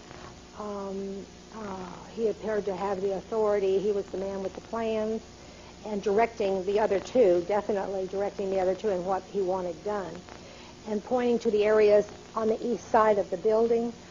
I don't know what they were doing or what they were looking at, but they were definitely pointing to various areas on the south and the north sides of that building, in the center, and The tallest young man obviously disagreed with one thing that the man in charge said, because that's when he walked away.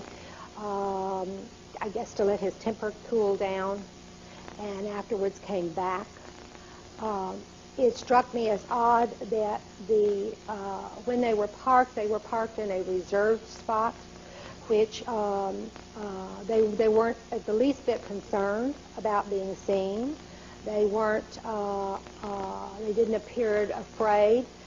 The tall young man just gave me a dirty look. The other man who appeared in charge, once he saw me really watching him and the other two, that's when he told the second gentleman to put the package they had back into the car.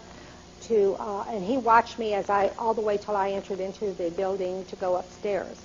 So at that point, I had attracted their attention as well. I do remember that morning as I came in, the morning of the bombing. As I said, I saw these two men coming out. These men, as I say, were dressed in blue shirts and pants like GSA employees would have been dressed. When I got to the 7th floor, and I am sorry, I do not remember who it was, but someone did tell me that the bomb squad had been in the building. In fact, they were saying that someone that they had spoken with had made a comment about the fact that they were in the federal building behind us on 4th Street, and they were surprised. They parked in our building, and they were surprised that the bomb squad was in the church parking lot, and had made the comment about, well, they guess they had another bomb threat, and more concerned with the building behind us than the Murrah Federal building, and but that they had seen them and that they were in fact out there, and so although I hadn't seen them, they obviously had been through our building because whoever told me had said they'd been in our building, and so they must have seen them. And I'm sure that given, if the government wanted to find out and actually talk to people that were in that building at that time, I am sure they would find some of the people that were there. Usually those were the people who came in at 7 o'clock in the mornings from 7 to 8. They had already been through our building. I know when I got upstairs, and that had to be at least 8:15, 8:20 when I got up. So they had already been through that building at that point, our building. But these men coming down had been in after the bomb squad had been there, because that would have put them in after that time when I saw them coming out of the stairwell. And the question becomes again, who were these people? The men in the garage, no one ever asked me to look at any pictures to try and identify any of these men. These two men still remain unknown. We need to know who they were and why they were there. We need to know about the men in the basement, in the garage area. Why were they there? Who were they? Why were they in a reserved parking area, totally at ease, not the least bit concerned, only in the respect that they were concerned that I was watching them, and then they were watching me. I think there are a lot of questions that still need to be answered. Just trying to remember little things that I might think of. There are others, as I say, in our building who saw these same men that I saw, and who will testify if called by the grand jury. And so I think we need to get a lot of this out, and to have any information. Again, as I say, I know that the FBI was notified of a bomb because I came home and told my husband about it 2 weeks before. So I am very sure that they were aware of it, because I was concerned, thinking it was the FBI building that was going to be bombed, and worrying about my granddaughter's mother, who was in that building working. And so they did, as far as I'm concerned, they did know, and that's just my feelings. But if I was aware of it and there were others in that coffee shop that heard the same thing, then there would be no reason for me to lie about something like that, or anyone else, because they had on occasion bomb threats. It wasn't something uncommon that, I mean, it would be like the first time. And people, I don't really think, took it seriously because they just couldn't imagine that could really happen. And but I really believe and know that they were notified. And that lady would not have said that if she had not talked to her friend at that time. There was no reason for her to even make that comment other than just conversation about what was going on over there.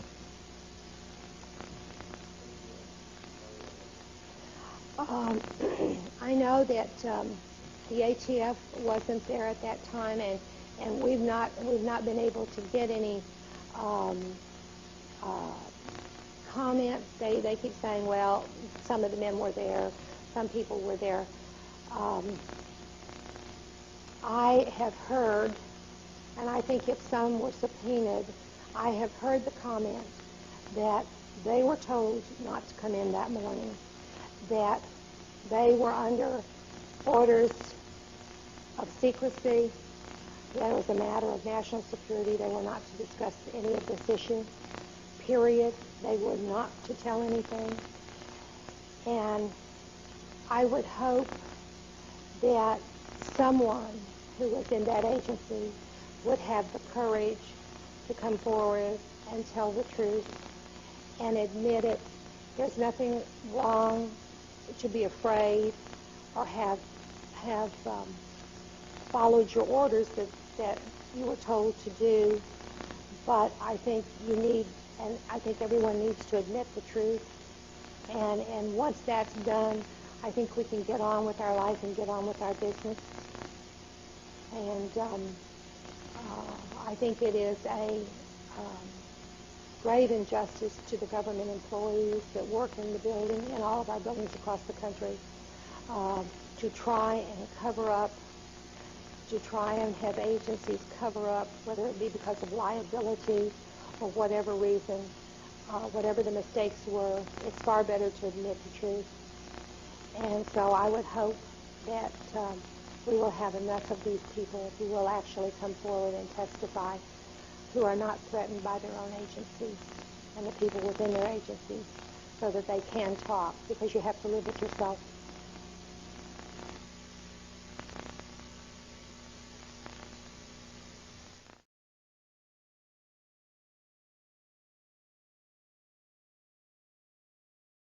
Proceeding, basically, there are 4 elements that I have to receive information regarding them.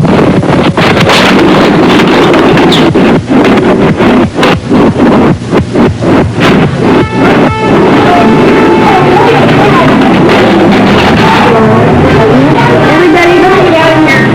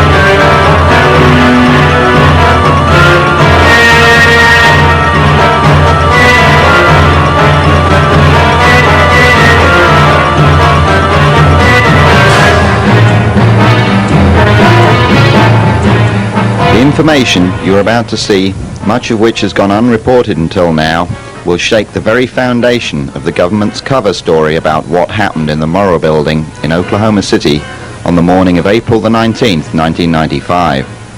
The news staffs of ABC TV and radio, CNN, Associated Press, as well as those of Time and Newsweek magazines, have known most of these facts for several months. They have chosen to ignore everything that does not seem to further incriminate the FBI's designated guilty parties.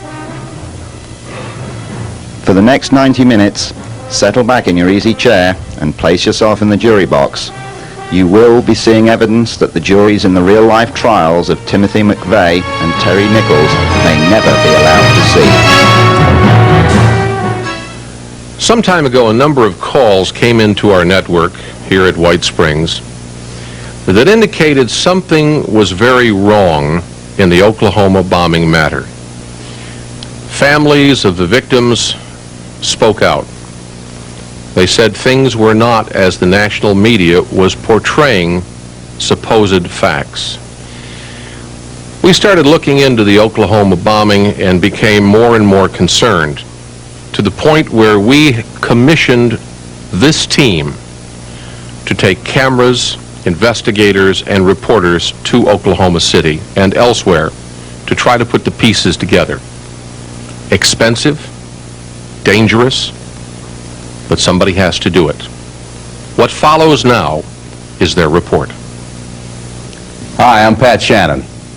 Over the past 5 months, I have had 5 separate trips back to Oklahoma City to investigate those mysterious bombings. As you can imagine, it must have been a horrible and a terrifying scene that morning. Men and women went to work just as they'd always done and suddenly died. Trusting parents took their children to a daycare center on the 2nd floor, which just happened to be positioned to where it took the brunt of the 7 floors of concrete above it falling. And 19 children were crushed to death that morning. President Clinton, if you remember, came on the following Sunday to a memorial service for those children at one of the churches in downtown Oklahoma City.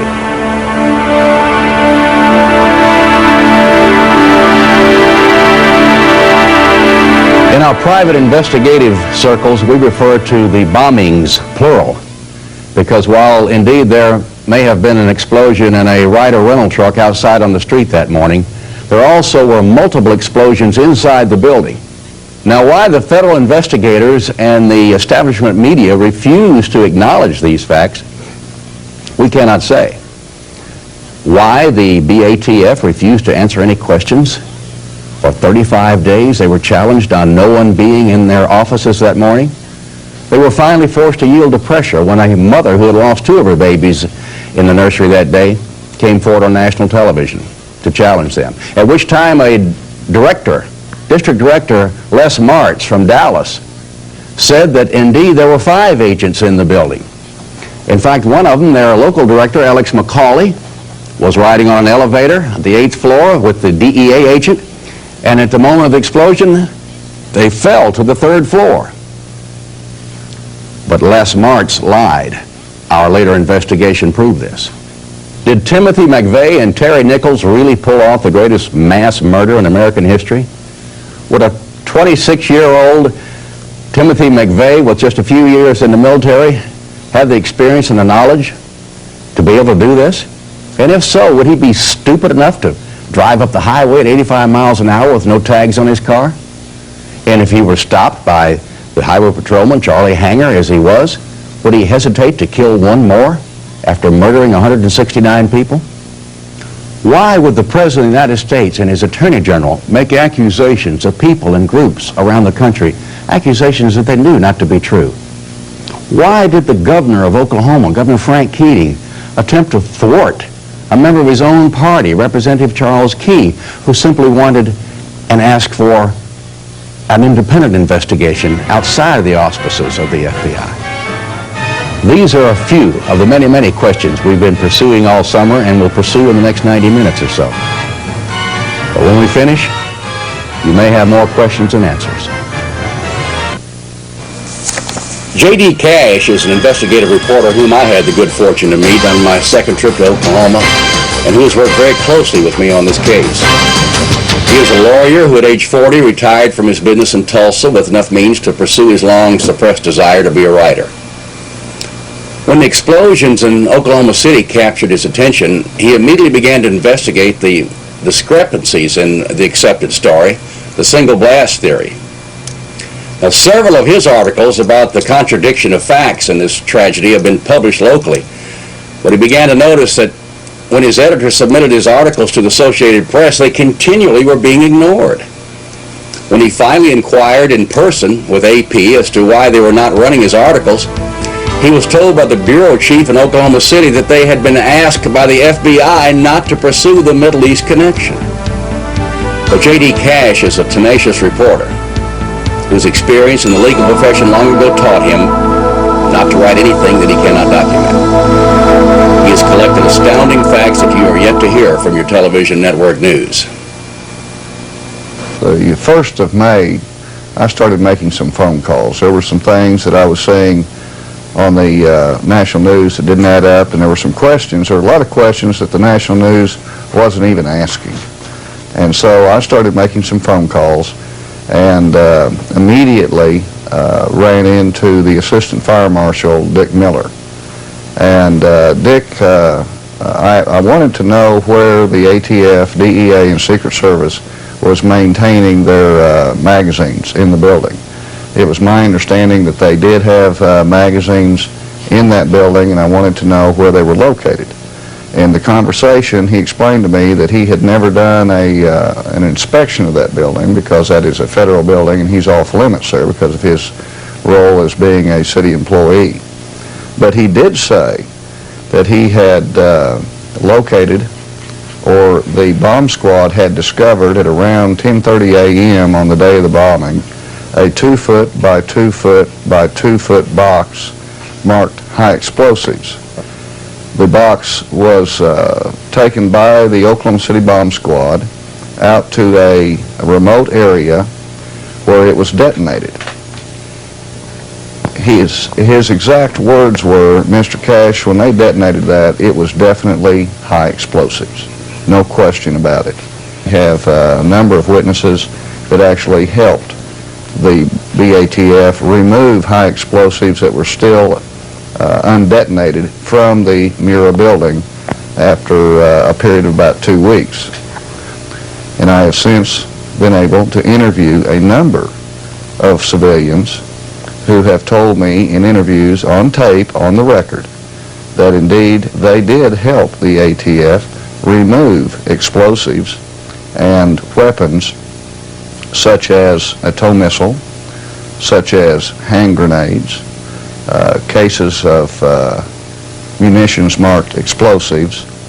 These were removed from the remains of the ATF magazine, which was located on the southeast corner of the Murrah building. And interestingly, this room sits atop the coned-in area, what I call the coned-in area, which is the area where most of the victims were found. This is the pit area. But this room sat right up on top of it and was ruptured. J.D., how many people have you actually spoken with who heard multiple explosions that morning? I have talked to so many people who have heard multiple explosions that I have really lost count. We call them the Two Blast Club. Actually, it's no longer a point of dispute, especially when you're interviewing someone who has a military background. Those are the people who have, especially combat veterans who have been under fire. They're very attuned to explosives. I even talked to a demolition expert who was sitting in a cafeteria in Edmond, some 30 miles from the blast site. And it is his custom, when he hears a blast, to use his feet to count the subsequent blast, to check them. And he says there was no question there were 2 blasts that day. And I asked him, I said, well, why do you use your feet? And he said, well, you can't really always trust your hearing. And he said, the reason why I'm alive today is when we set out multiple charges, we use our feet to make sure that all of the charges that we have set off have gone off before we go back and approach the area. So it's just automatic. Speaking of these explosive experts, did any of them comment to you on the impossibility of An ammonium nitrate diesel fuel bomb being capable of doing this kind of damage? To the last person. Every time I interview someone for my articles or for a subsequent book, always at the end of the interview or at some point in the interview, I ask them, what stands out in your mind after having been there that day or during the rescue effort? What's the most amazing thing that you saw? And 2 out of 3 times these people say the condition of the building, that they had never seen anything so torn to pieces. And anyone who has ever been through that building who is willing to be honest will always say, look at where the crater is, look at where that area, that coned in area is. It doesn't make any sense. Obviously, there were other explosions in that building that day, and that is universal. Michael Hinton was born in Atlanta, but spent much of his early life in England. He works as a lobbyist at the Oklahoma Capitol building. In April, he lived in the YMCA building on Northeast 5th Street, and his daily routine was to catch the city bus that stopped across the street in front of the Murrah building at 8:50 a.m. On the morning of the blast, having just missed his usual bus by a minute, he made a fateful decision. Had he not made the right one, he undoubtedly would have been the 170th person to die in explosions. Mr. Hinton has definite convictions about the question of a second blast.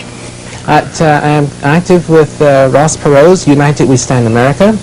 I was a federal law enforcement officer for nearly 22 years. That included the military service. And I'm here actively in the Oklahoma City area where I'm continuing my duty and service to my country.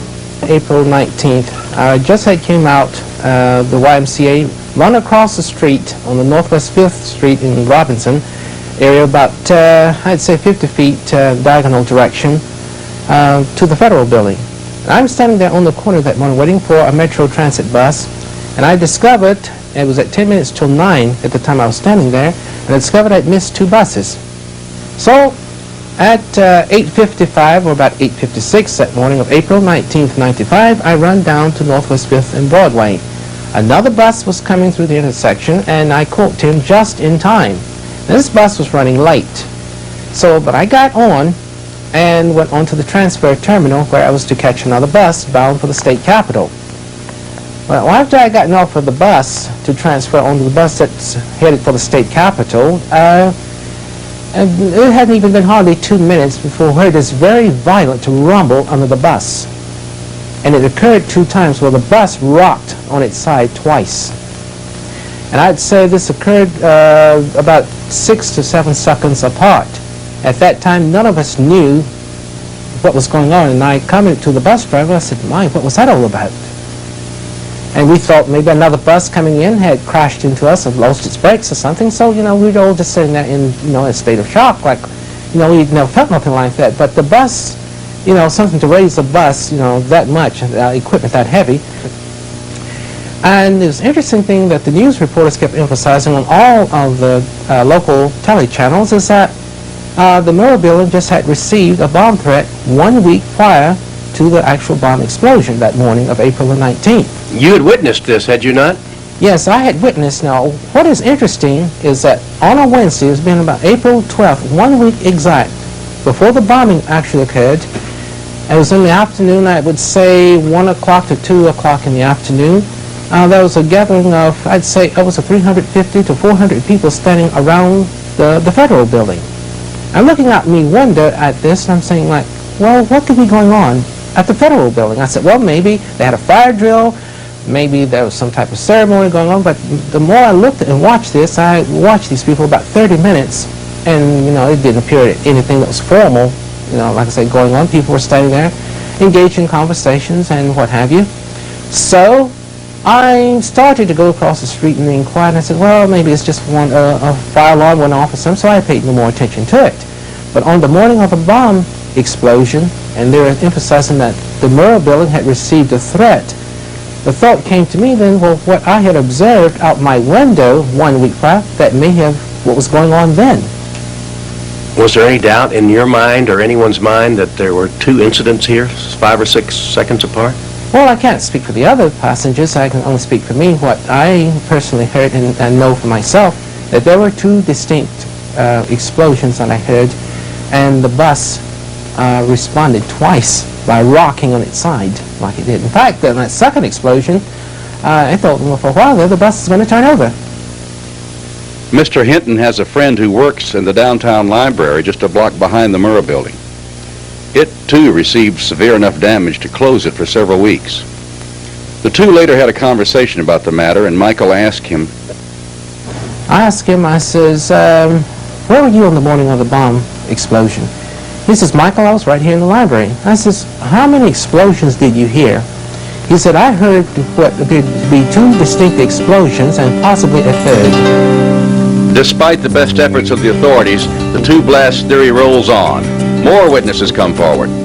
Jim Ferguson is a heating and air conditioning engineer and the foreman in charge of many of the downtown federal buildings in Oklahoma City, and of course at one time the Murrah building. His office is downstairs in the United States Courthouse, and he was on the scene doing rescue in less than 1 minute after the explosion.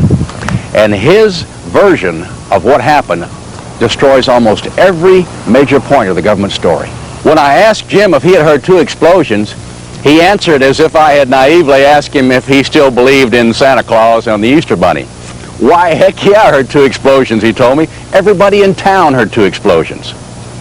His wife, sitting at the table, then told us that she and her mother-in-law, Jim's mother, were at the farmer's market about a mile and a half southwest of the Murrah building that morning. They heard the first explosion, turned to see what was going on, saw a cloud rising from the Murrah building, and about 5 or 6 seconds later, she described it, saw a second mushroom cloud rise from the building following a second explosion. ABC Television's Good Morning America wanted to talk to the maintenance crew at the federal buildings. Jim Ferguson, of course, was part of that. And all went well until he began to tell about bullets zooming by his ear a half an hour or so after the explosion when he was doing a rescue on the 3rd floor. Cameras began to roll again as excited reporters jumped forward with their pads and pencils to hear this man's story. He said, I was in Vietnam. I know what bullets going by your ear sound like. And they said, what are you talking about? And he explained that the cache of ammunition from the 9th floor, where the building had ruptured, had dumped into the automobiles down on the ground, and the fires there were setting off ammunition, and bullets were zinging by Jim's head. It's made a great story, a human interest story, a blockbuster of a story. But when it got to New York, someone chose to cut the segment, and it was never aired. I asked Jim if he had trouble breathing once he was inside the Murrah building. He said yes, he was there in less than a minute. In fact, the dust was still rising. I said, what about gas? What about fire? And he was very emphatic and said there was absolutely no gas, no flames in the Murrah building. We spoke with the Fergusons at their home on the night of Wednesday, June 14th, 1995. The next afternoon, June 15th, I reported this story over the People's Radio Network nationwide. A few days later, Jim had a visit from 2 FBI agents. And it was for this reason that he subsequently refused to go on camera with us for this documentary or even be interviewed by anyone else. You could call him another witness intimidated by those who were supposed to be attempting to solve the crime. Now, I'm not an explosive expert by any means, but however, to a man, you should know that every explosive expert, from former Navy SEALs to civilian owners of demolition companies that we talked to, have all told us that an ANFO bomb, that's ammonium nitrate fuel oil, ANFO, an ANFO bomb has two glaring signatures, nitrate gas and fire. Even after the flames are out, you can't go near that scene for an hour or two without a gas mask. If the FBI and the control news media were seriously looking for the real facts of the case, would they not attempt to draw conclusions from the evidence of witnesses such as Jim Ferguson? His testimony not only strengthens the likelihood of there having been multiple bombs on the scene, but all but eliminates the possibility of this damage having been caused by an ANFO explosion. The evidence shows that if there even was an ANFO bomb outside, it was only large enough to cause a diversionary effect, strong enough to destroy not much more than whatever vehicle carried it and maybe some windows, but thereby igniting the numerous car fires in immediate proximity and allowing its nitrate gas to dissipate quickly into the open air. According to every independent expert we spoke with, The truck bomb simply could not have been large enough to cause the massive damage seen at the Murrah building. J.D. Cash and I had been wondering how so many ATF agents appeared on the scene so suddenly after the explosion. And if they actually were at work that morning, why were they outside the building and not in their offices on the 9th floor? This became a national issue on May the 23rd, on the day of the demolition, when Edie Smith was on CNN following the demolition of the Murrah building. And she brought it to the country's attention that she had a lot of questions about what the ATF knew prior to the bombing. Yeah, we want to know,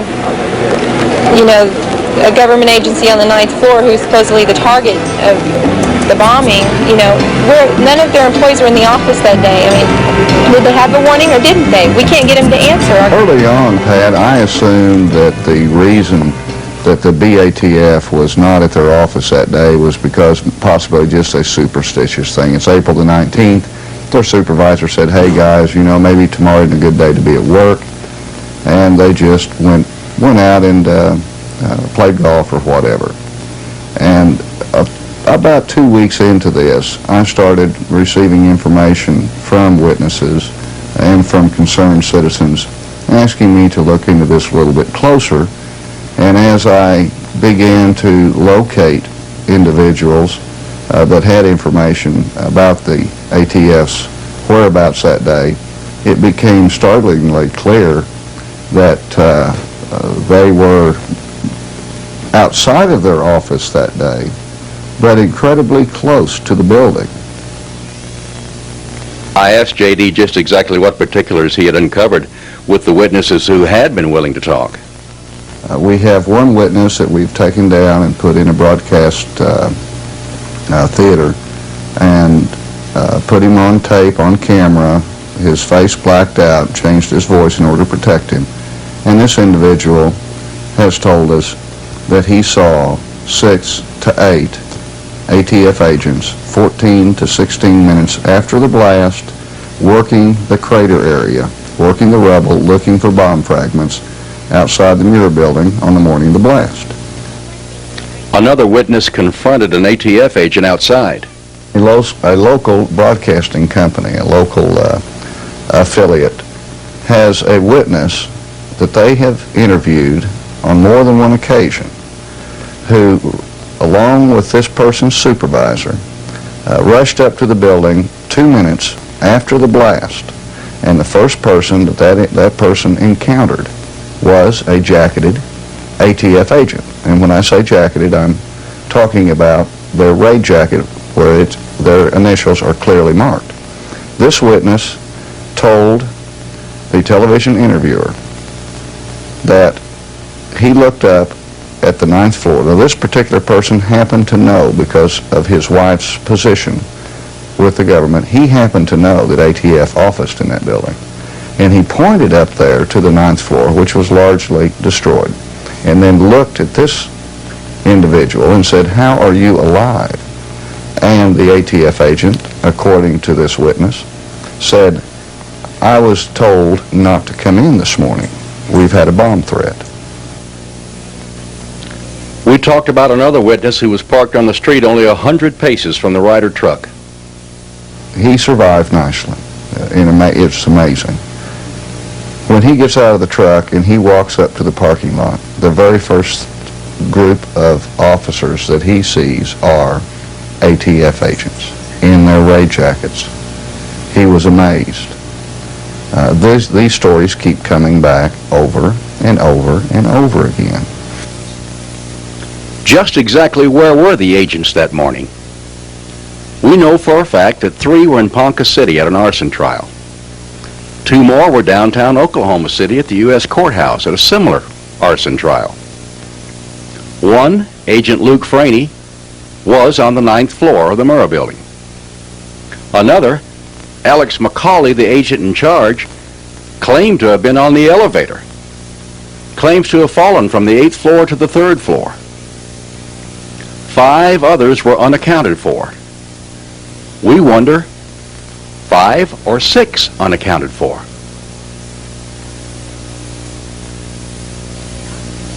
Les Martz put out a memo to all the ATF and IRS offices across the country saying that Edie Smith's accusations were groundless. That not only were ATF personnel victims, but they were heroes doing rescue. That Alex McCauley went on a 5-story free fall in the elevator. But the inspectors at the elevator company said, no way.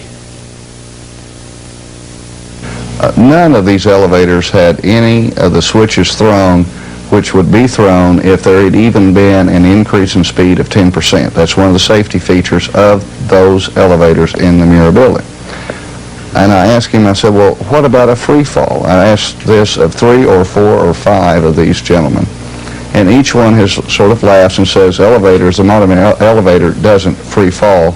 It has unless you cut the cables. They have the way that they have a counterbalancing mechanism, which if the power goes off, the elevator would be more likely to rise than it would to do anything else. So the idea of an elevator free falling is ludicrous. There were no severed cables in the And there were no severed cables.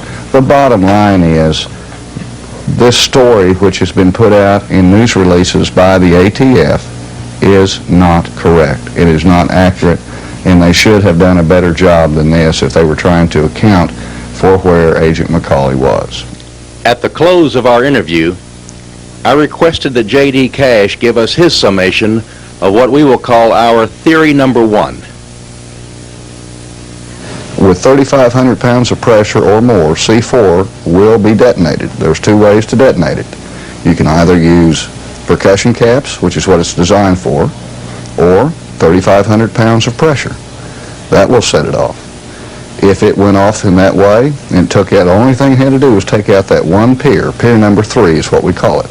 And when that goes, there goes 8 floors, and there's your pit area, and there are most of your casualties that day.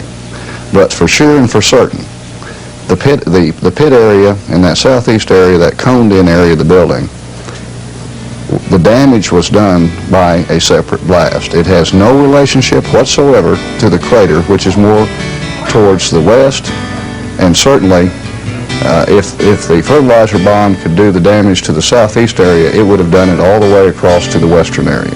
This is a remote area from the fertilizer bomb, if it was indeed a fertilizer bomb. Representative Charles Key is a 41-year-old businessman and not a lawyer, he's quick to point out, now in his 5th term as a member of the state legislature. Many of the victims' families live in his district, in the western portion of Oklahoma City. Mr. Key sensed there may be an ongoing federal cover-up in this case and attempted to initiate a legislative investigation conducted by a House committee. His efforts were swiftly foiled. We asked for the Speaker of the House to appoint a special House committee, not a joint Senate House committee, not one created by the governor or anyone else, but a House committee, because the nice thing about members of the House, they have 2-year terms, they're closely aligned with their constituency because of that, smaller constituency, so typically the House feels a little bit closer to the people and moves a little bit quicker on things. And that's why I asked for a House committee investigation. We asked the Speaker of the House to have an interim committee special investigation. We do that all the time, like probably most legislative bodies do. We have interim committee studies.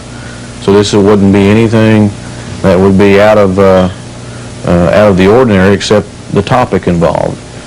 And we were flatly turned down. Much like the governor said, the Speaker said that we should have more faith in the investigative bodies and that any information we had should be turned over to them. And as many people well know, most of the information that we were having problems with and still have problems with today have already been turned over to them. They're already aware of that information. The problem is they've been giving an official explanation for some of these elements in what happened on the 19th that don't add up with reality and fact, according to many experts. Do you feel like there's some kind of cover-up going from the federal side of the fence? I'm convinced that there are some, at the very minimum, there are some in the government that are covering up certain information. Now, whether there's a big conspiracy, an overall cover-up of some big conspiracy, we don't know. But we all have a right to know, especially the people in this city and this state and the victims and their families that were affected by this. So this was your whole idea in having an independent investigation. Do you think there's any chance of this happening at a later date? It's possible. Frankly, I don't have that much faith in our legislative leadership to make that decision, to turn around a decision that they've already made, unfortunately. What did Governor Keating have to say about the idea? Unfortunately, Governor Keating was very critical when he didn't have to be. He and I being of the same party, I thought that he would maybe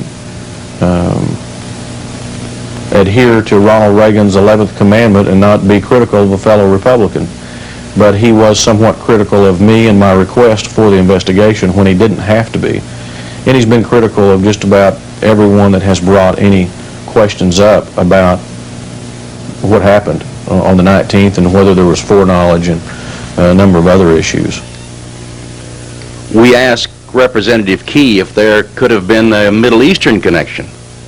We know that in the first few days after the bombing that there were Middle Eastern or Iraqi individuals that were believed to be involved and that were seen leaving the scene of the crime and that were pursued by the authorities. And one of those individuals was called John Doe number 2, and they even put a $2 million price tag on his head. Looked for him for a long time, and then a couple of months later they decide that there was no John Doe number 2 at all. And we know that there is definitely a Middle Eastern connection in this crime. We have other people that have given eyewitness testimony, given 100% ID of individuals that were at the scene of the crime that were of Middle Eastern descent. So we know that there were people involved other than McVeigh that were of Middle Eastern connections. Have you any idea why the FBI would suddenly begin to ignore these people? It has been reported that there are people in Oklahoma City that are former Iraqi soldiers that fought in Saddam Hussein's army in Desert Storm, and that at least one of these individuals may be connected to the bombing in some way. I don't know if that's true yet. We need to know if that's true. We need that to be pursued fully. And if it is, I can see where some individuals may not want that to be made public because of how the public may react to giving asylum to Iraqi soldiers that we fought against in a very recent war. And that might be connected to a tragedy like this. That's pure speculation. But we have that information from good sources, and maybe that's part of the reason why this has been swept under the rug, apparently.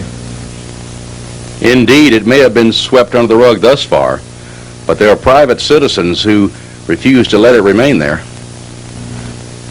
Now, what caused those explosions, we don't know exactly. But the people have a right to know what those explosions and who was responsible for that damage. Glenn Wilburn is a CPA, and he was in his office 18 blocks north of the explosion site that morning. He was on the scene by 9:20 and remembers the inordinate amount of jacketed BATF agents who were already there. As grandfather of the 2 Smith boys who died in the nursery, it bothers him that none of the agents had their children there that day. He questions the government story and is very aware of a campaign of disinformation being dispensed by the news media. We talked about this, his concern about the ever-present rumors about the Middle Easterners and the terrified witnesses who are still refusing to come forward with what they know. We were speaking of the infamous John Doe number 2. Interesting how he doesn't exist, but yet we have eyewitnesses that saw him. And the FBI has been aware of this since day 2. We have 4, maybe 5 witnesses that have ID'd these 2 being together here in Oklahoma City. It was at the corner of Main Street and Robinson immediately after the explosion.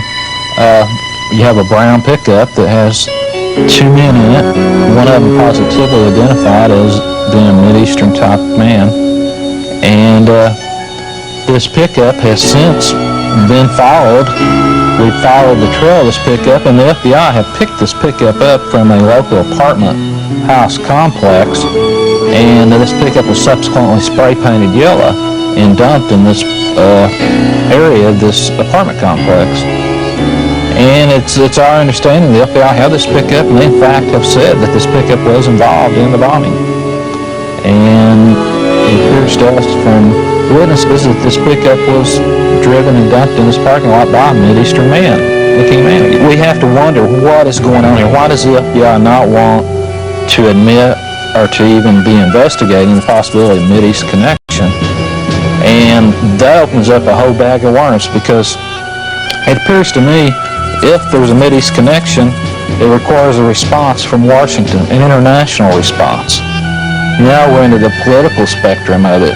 And is it just possible that Washington does not want there to be a Mideast connection? And once again, we have the FBI being an image upholder of Washington. Early in our investigation, witnesses mentioned having been intimidated. I asked if this had been Glenn's experience. I was told that a private investigator in Dallas, Texas, had been told by someone on the inside, and presumably that means someone inside the ATF, that he better not even touch this case. He'd been asked by some people in Oklahoma City to do a little work on this case and ask some questions regarding ATF. And I was told that the person that he talked to said, don't touch it, don't even think about it, and the people in Oklahoma City that are asking questions are going to be in big, big trouble. During the massive manhunt for John Doe number 2, as amazing as it sounds, we got a call from the FBI wanting to inquire about my 14-year-old son, how old he was and where he went to school at, because someone had told them that he looked like John Doe number 2. Oh my goodness. Now he's 14 years old, and of course I was livid, and I don't know if it was just intentional harassment or if it was simple incompetency on their part, but they did have the audacity to call here. Well, we're still grieving over the loss of Chase and Colton and want to know about my 14-year-old son. The day after Edie's story seemed to expose the ATF's absence, the family was paid a visit by IRS, ATF, and United States Attorney. But Glenn had a question for them. In the short time they were here, I said, you know, now that we know the significance of April the 19th, we know that to the militia it is a very important day. There are significant things that have happened before on April 19th, and there was a significant thing happening that day on April the 19th in Arkansas. April 19th had a lot of symbolism, and I asked them, I said, you know, as professional law enforcement officers, and it's your job to just try to stay up with these things and know of times when there's danger. I said, did it not occur to you there could be danger that day? That it just might be a bad day somewhere? And of course, both the ATF agents said absolutely not. But very interesting, after the meeting and 2 hours later at noon, I'm watching television on CNN, and of all things, I see Mr. Beerball from CNN interviewing John McGaugh, the head of ATF out of Washington, D.C. And it's kind of deja vu, because Beerball asked the exact same question to Mr. McGaugh that I had asked to the agents in my living room that morning. I was very concerned about that. We did some things here in headquarters and in all of our field offices throughout the country to try to be more observant. But it was primarily, we didn't anticipate something like this. We were thinking about, demonstrations and things like that. He saw this only 2 hours after his morning meeting. What were his feelings? I'm assuming they lied to me. Somebody lied to me. Either McGaugh lied on national TV or the two guys in my living room lied to me. Somebody was lying that morning. It appears to me.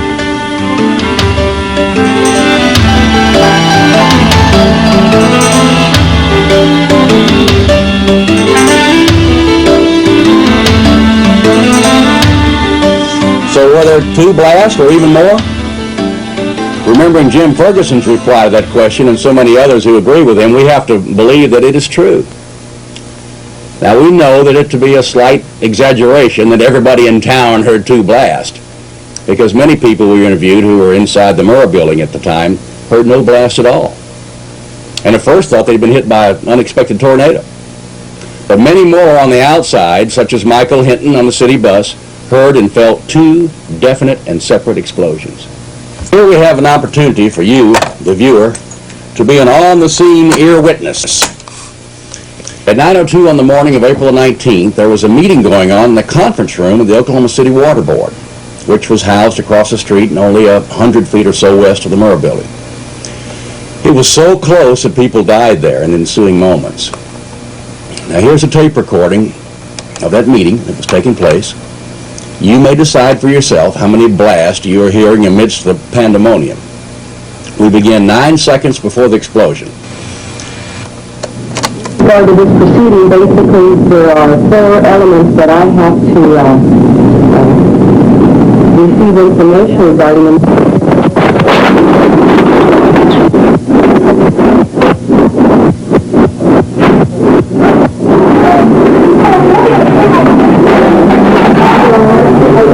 Everybody look at that.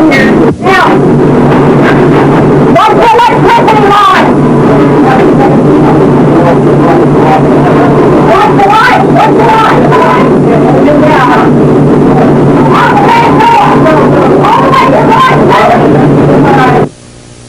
We postulate that the pop, which can be heard 4.2 seconds prior to the explosion, is a detonator which failed to function. Explosives normally have a backup detonator. We propose that this is what triggered this blast. Experts have stated that the ANFO blast should have lasted 5 seconds. The recorder had an auto gain control which was activated by the intensity of the sound of the blast. The top of the sound was cut out for almost 10 seconds. Only overlapping explosions could have caused the auto gain control to remain engaged for this length of time. There was at least one other tape recorder operating in the vicinity that morning. An attorney was drafting a letter to his dictating machine at the time. Now, although the lawyer's office was farther away from the scene than the water board building, and the fidelity of the recording is not as good, the same details are obvious. A pop precedes the explosion by precisely 4.2 seconds on this one too. This data, of course, is insufficient to reach any firm conclusion. However, it would seem apparent that an event which preceded the truck bombing by 4.2 seconds was recorded at 2 separate locations in Oklahoma City. This, coupled with the information recorded by the seismograph machines in Norman, should have been cause for further investigation. Dr. Charles Mankin is the man in charge of the Oklahoma Geological Center at Norman, which is 16 miles south from downtown Oklahoma City. His credentials are impeccable. His knowledge of the celebrated seismogram from 9:02 a.m. on April 19th may be surpassed only by that of his colleagues, Drs. Ken Luza and Ray Brown, who also just happened to concur with Dr. Mankin. In layman's language, something happened in that event to cause 2 separate bleeps of some 5 seconds each to appear on the seismograph. So having that kind of information was puzzling as to why you'd have 2 separate events that gave virtually identical signals. Dr. Mankin explained that he and his colleagues believed this to be caused by subsurface structures creating a delay in the signal's travel time, thereby reflecting a mirrored event. However, he was quick to point out, so while that explains the rationale for the 2 different signals, we're still left with the issue of how do you explain the duration of each of those signals. The seismic evidence combined with the audio recordings points to a dual explosion larger than possible with a single ANFO bomb. This precludes the theory of McVeigh and Nichols acting alone, unless it can be proven that one or the other was inside the building that morning.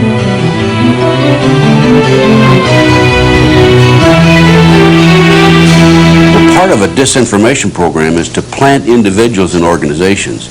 This is common. The intelligence community, particularly CIA, is known for coming in with cults, planting them there, their own people, provocateurs, having them become leaders of the cult, and then control the cult. And also in these disinformation programs, they will plant somebody, that person will be a rabble-rouser, it'll give the government an opportunity, an excuse to come after that particular organization. It's very common. Ted Gunderson is a retired senior special agent in charge of the Los Angeles office of the FBI. Today, he's a private investigator. And renowned trial attorney F. Lee Bailey once dubbed him as unsurpassed by any in the country. He was a very competent man. Supporting theory number one, we have presented 11 thought-provoking points. With the introduction of Ted Gunderson, we move to our theory number two. Similar to the position of so many others, Mr. Gunderson's lifetime of experience prevented him from believing the news stories about an ANFO bomb being solely responsible for this enormous destruction.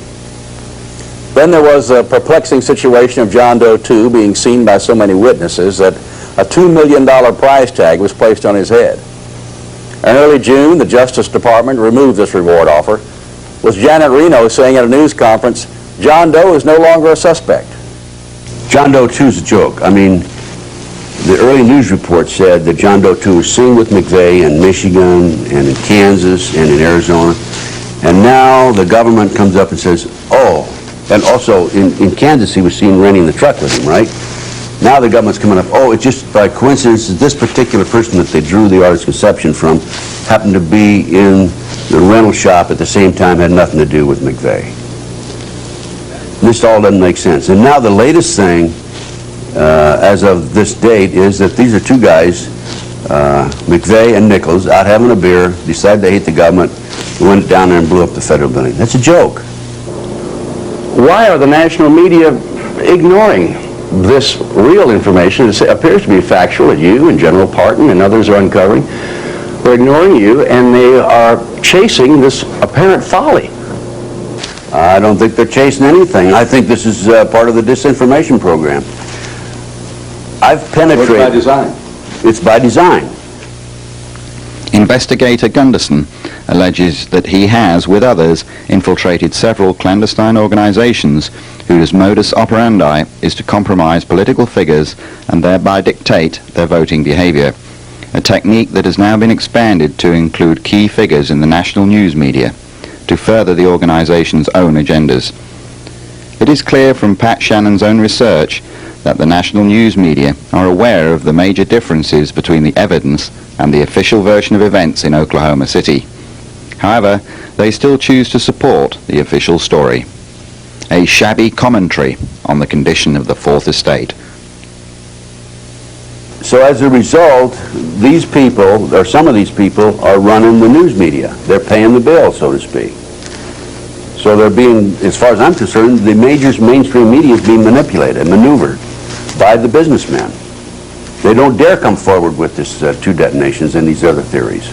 Ironically, according to Anthony Summers' new book about your former boss, J. Edgar Hoover, those are the tactics that he became infamous for using from about 1930 to 1970. Well, let me put it this way. I don't think we have time to go into J. Edgar Hoover. I will defend him as a great leader, and he put a great organization together. We had no corruption, virtually no corruption at all when he was the head of the FBI.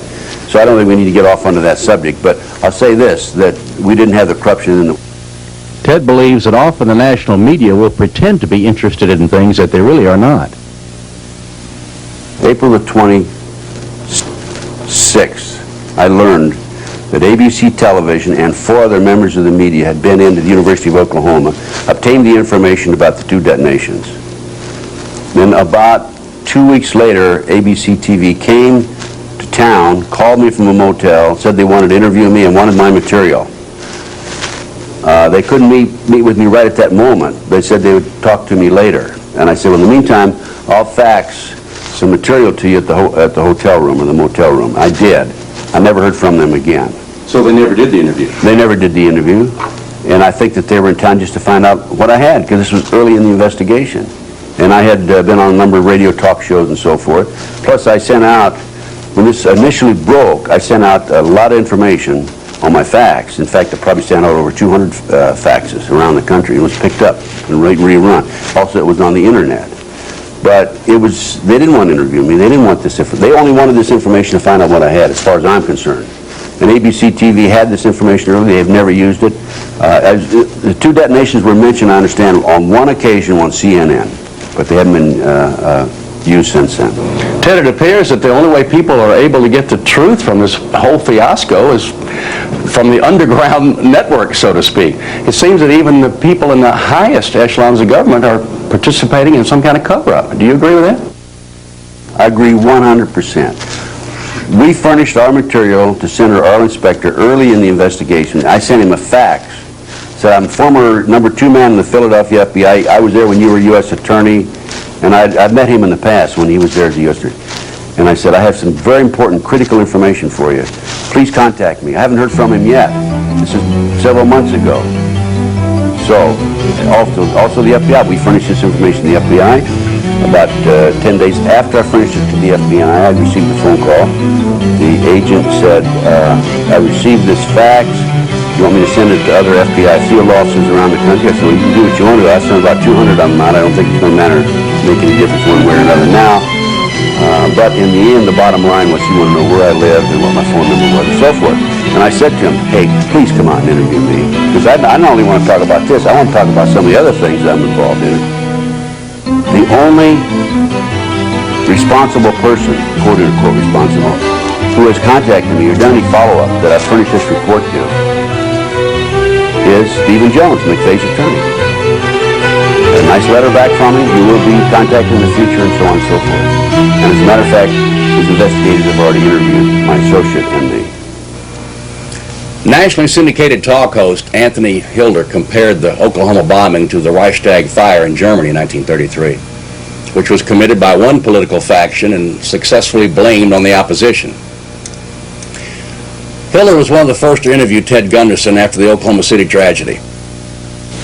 Is this something that occurred as a result of talk show hosts like myself inspiring some crazies to get out there and take out a federal building, or is this not in fact something that was set up for the purpose of frightening the population of this nation into surrendering our rights for a new world order?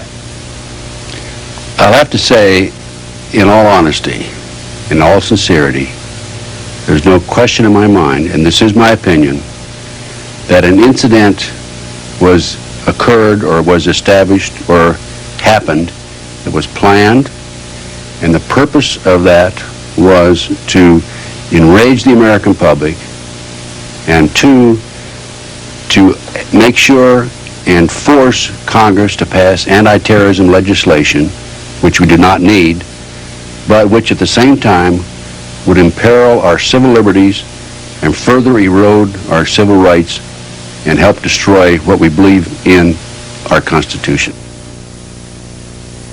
You know, they're encouraging and asking that new legislation be passed, anti-terrorist legislation.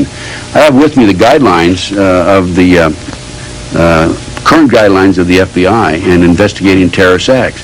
These guidelines are more than adequate to investigate what we have, any potential acts in the future. Will you say that right into the camera? Yeah, these guidelines here are more than adequate to investigate any terrorist group, domestic or foreign, that comes into the United States. There's no question about it. I've reviewed them. I haven't had an opportunity to review these in 15 years. I reviewed them just the other day. They just would work perfectly. There's no problem with it. There's no reason for any new legislation. For nearly 30 years, you were on one side of the fence, and then suddenly you're coming out on the other and actually accusing your former employers. Why are you doing this? For 45 years, 28 years as an FBI agent and 16 years or 15 years since, I've never changed positions. I've always been on the right side. I'm a seeker of the truth. When I was in the FBI, I sought the truth. When I got out, I still seek the truth. So it's not me being against the FBI. I'm against anybody who is not being honest. Ex-Bureau Chief Gunderson fears that certain people in the government are intentionally withholding and diverting information. Now, we apparently have an element within the government. I don't want to chastise the whole government. But we apparently have an element within the government that doesn't feel this way. And they're putting out this disinformation. And I think it's a horrible situation. I think someone needs to really delve into it. There are some good people in the government, too, so I don't want to chastise all of them. You left the FBI at a relatively early age. I would presume you were probably in your 50s after nearly 30 years. Why did you retire so young? Were you under a cloud of any type, or was there some kind of corruption that you couldn't stomach within the FBI at the time? No, I've never been involved in any corruption. Knew of no corruption when I was in the FBI. It was a very a great organization. I had a fantastic career. I'd get up in the morning and shave and I'd say, I can't believe they're paying me to go to work today, that sort of thing.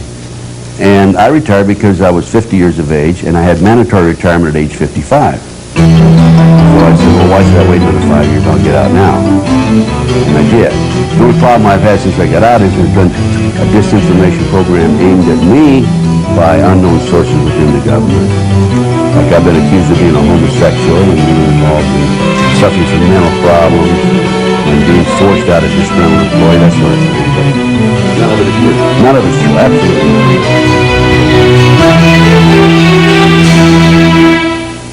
Mike Riconosciuto is probably one of the 12 most brilliant men on earth. This man is known to us only as Ray, and he agreed to go on our cameras only on the condition that his face be shadowed. He was recruited into the CIA by a 20-year veteran operative to work with one Michael Riconosciuto. They were to build portable electronics labs to intercept communications. These were highly technical and sophisticated command posts known as C3I, which stood for Communication, Command, Control, and Intelligence. We're being fed the information secretly, and we know what's going on. I would prefer believing General Parton's explanation than the ANFO explosion. Of course, we have our own definition of what happened. Their own definition of what happened is a super bomb, which has been touted for months by Ted Gunderson on talk radio. Now, the way our pineapple bomb works is that a cloud of aluminum silicate, lead azide, and a few other ingredients is set up so that a specific chain molecule exists, permeates the air all the way around the pillars and so on and so forth. And this cloud is energized with a high voltage pattern, a specific high voltage pattern, which produces a sort of a stairway pattern in the molecular structure of the cloud. Part of that pattern is a hydrodynamic generator, a hydrodynamic power generator, an energy source, shall we say, permeating the cloud, which is then energized with another energy source and then it's detonated. And this causes the cloud itself to explode in such a fashion so that if the cloud is circulating around the pillar, then it crushes the pillar from all sides and turns that pillar literally to dust and leaves only the rebar behind. So if you've got this cloud permeating all the way around the first floor, wherever it is, anything in its path gets crushed, imploded to dust instantaneously. And when that happens, of course, there's nothing left to hold up the floor is above, so bang, they come down like a pancake. How does this coincide with the 5 or 6 second differential seen on the seismograms from Oklahoma Geological Center? Well, the delay in the two detonations is very critical. In fact, it's one of the most critical aspects of the bomb that gives it away. And so I'm not going to comment how accurate the seismographic delay is. I'm going to say that it's within the accuracy range that it should be to fit our bomb signature. Could your bomb have been numbers 2 and 3 that people heard? Absolutely. In fact, that's what I'm proposing that happened. The number 1 was the ANFO, number 2 was the setup explosion, and number 3 was the final detonation. Michael Riconosciuto. He's currently serving a 30-year sentence in the South Carolina Federal Penitentiary. He and Ted Gunderson have been acquainted for more than 15 years. They worked together on cases that resulted in 5 murder convictions. Michael Riconosciuto is one of the developers of the barometric bomb. However, he claims that in 1991 he was framed on drug charges by factions in the government in order to get rid of him. His documentation of being drug clean and company tests for years prior to his arrest tends to substantiate this. Investigator Gunderson and I traveled to a federal penitentiary in South Carolina. We wanted to talk with Michael Riconosciuto about his drug conviction and also about this super bomb which the government denies exists. looking at General Parton's photographs, they very dramatically show the elements of the structural steel rebar protruding in the bomb debris. And this is a type of damage that is not possible with an ammonium nitrate fuel oil or ANFO type bomb. An ANFO bomb has a lot of gas pressure and very little brisance or shattering power. And at the range that bomb was detonated, to do that type of structural damage this far into the structure, here you can see on the columns here the pieces of rebar completely exposed. Ordinarily it would take a contact type explosive to do that kind of damage.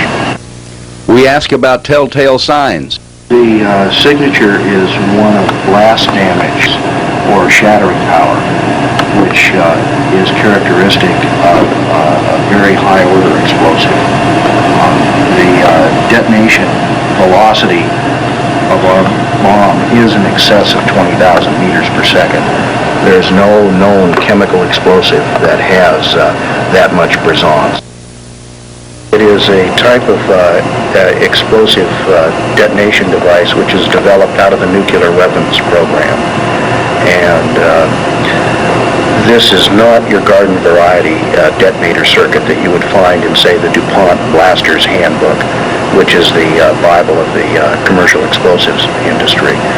Even in ordinary conventional military explosives, you would not find a detonator of this sophistication. The only place you find this sophistication is in nuclear weapons triggers. Are you then saying this was a nuclear weapon? No, this is detonated by the type of device which is used to initiate a nuclear weapon, which is non-nuclear in and of itself. Rick Kamasuto believes that there are no conventional explosives in existence capable of doing the kind of damage evident at the scene. Ted, this building was rated better than seismic zone 1. And any engineer familiar with the basic Roerich equations on stress, structural stress, would be able to tell you that this damage pattern is very unusual. And for a conventional explosive to do this kind of damage, where there's a marked demarcation from Class A to Class C damage, in other words, total destruction to moderate damage, it's just a technical impossibility. It would take a blast wave of extreme brisance or shattering power to do that kind of damage. It's obvious from the public reports that there were two separate blasts. And it's also obvious publicly that enhanced explosives are of a two-stage or long induction type explosion. There are, however, certain details which are classified. And this type of knowledge is highly specialized. And your average person on the street, or even your average explosives engineer, would not be aware of this type of technology. When was this bomb developed? This bomb was developed in the late 70s through our company, Pyrotronics Corporation, which was a parent company of Hercules Research. And then we went into a joint venture with the Wackenhut Corporation. In order to demolish a building like that, a building that is designed for better than seismic zone 1 stresses, would take an immense amount of rigging, and you would have to actually drill the structural members to plant the charges. Is this bomb, the barometric bomb, a directional bomb? Yes, the blast dispersion can be precisely controlled. It can be omnidirectional, or it can be very directional in a less than 15-degree fan if it's detonated that way. Michael, assuming that the building was drilled and wired, could it have been done from closing time on Tuesday night before 9 o'clock in the morning Wednesday? Absolutely not. It would have taken days to prep a building like that. Does this bombing fit the signature of any other bomb other than the barometric bomb? None that I know of. Do you have any knowledge of the barometric bomb ever having been used before other than during experimentation?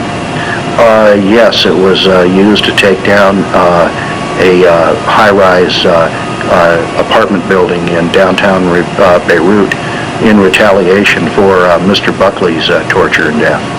What year? That would have been in 1984. And who was responsible for that? Who had control of the bomb at that time that did this? Our friend. I don't want to.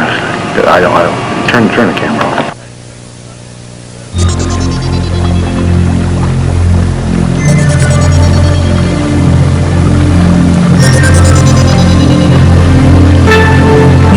In 1989, Michael Ricana Suto's laboratory was burglarized and the top-secret barometric bomb prototype was taken. He believes the drugs were planted at this time, which led to his conviction and 30-year sentence in 1991. This has become known as the Aberdeen burglary. Mike, what would tie the Aberdeen burglary into the Oklahoma City bombing? Shortly after the bombing in Oklahoma, I talked to a Treasury Department agent, and he told me that microtaggants from the devices that were stolen in the Aberdeen burglary showed up in bomb debris. He said the lab at the forensic testing lab the Treasury Department has in San Francisco found it. Is there any way that more than one of your bombs, we'll call it, could have been used at the Murrah building? It wouldn't have taken more than one. So you're saying one could have done the damage that we see, two would have done much more than we see? Absolutely. One would have. I'm surprised that so little damage was done. The microtaggants are required by law in commercial explosives in the United States, and they're like a serial number, and they will survive a blast. And that way, the forensic bomb investigators can recover bomb blast debris and identify the source of the explosive if it was a commercially made explosive in the United States. The components that we were using in our research program were required to have microtaggants in them in case anything ever happened to them where they got into the wrong hands. Your contacts in ATF, have they told you that this is the bomb that could be traced back to Aberdeen, Washington? They told me that the microtaggants from the detonators that were reported stolen in the police report that we filed, that Raymond and Carl Worth had filed with the Aberdeen Police Department, are the ones that showed up there specifically. In the Oklahoma City bombing? Yes. If the testimony from these ex-government agents is true, it points to a much more ominous bomb being present at the Murrah building on April 19, 1995.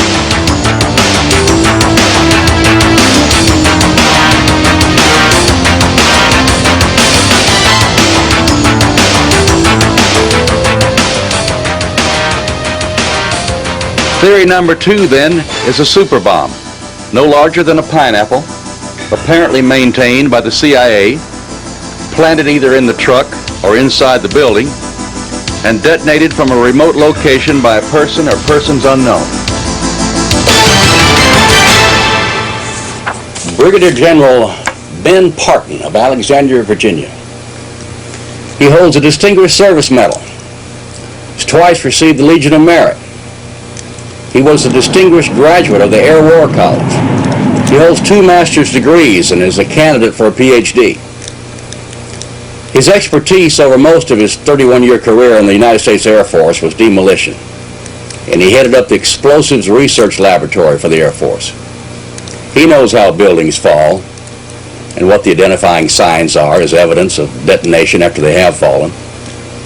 He could tell immediately, from nothing more than pictures in magazines, that the American people were not being told the truth about the Oklahoma City tragedy. In mid-May, a 7-page letter went from the retired Air Force General to Senator Don Nichols of Oklahoma, imploring the senator to take steps to stop the demolition of the Murrah building on May the 23rd. To allow this building to be demolished would be tantamount to the commission of another crime. At a minimum, It would be destruction of evidence, said the former high-ranking military officer. We caught up with General Parton in Albuquerque, where he was presenting all these findings on the subject to a large audience at the University of New Mexico.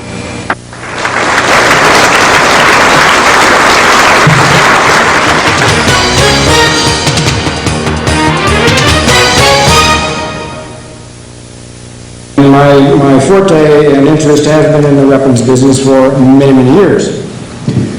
And when I saw the circulated, published information about the bombing in Oklahoma, I just knew there was something phony about it. Number one, the pictures were grossly asymmetrical, and you just don't get that with bomb damage. The level of damage for the size munition they were talking about was incompatible with the damage to the building. And I gathered all the information that I could, all the pictures that I could, all the stuff that was published, and I sat down and got the floor plan for the building and as much information as I could on the building structure, and I came to the conclusion that there had to have been demolition charges in the building. There's no way no way what happened down there could have happened without demolition charges in the building. And I knew that those demolition charges had to be on 3 specific columns.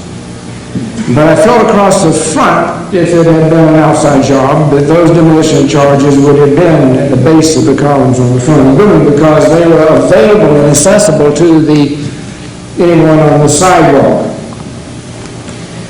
But there was one column back in the middle of the building that came down, and it certainly couldn't have been taken out with the demolition charge without someone having access to the building. So I prepared a memorandum, and I sent it to about 60 members of the Senate and the House, laying out my concern.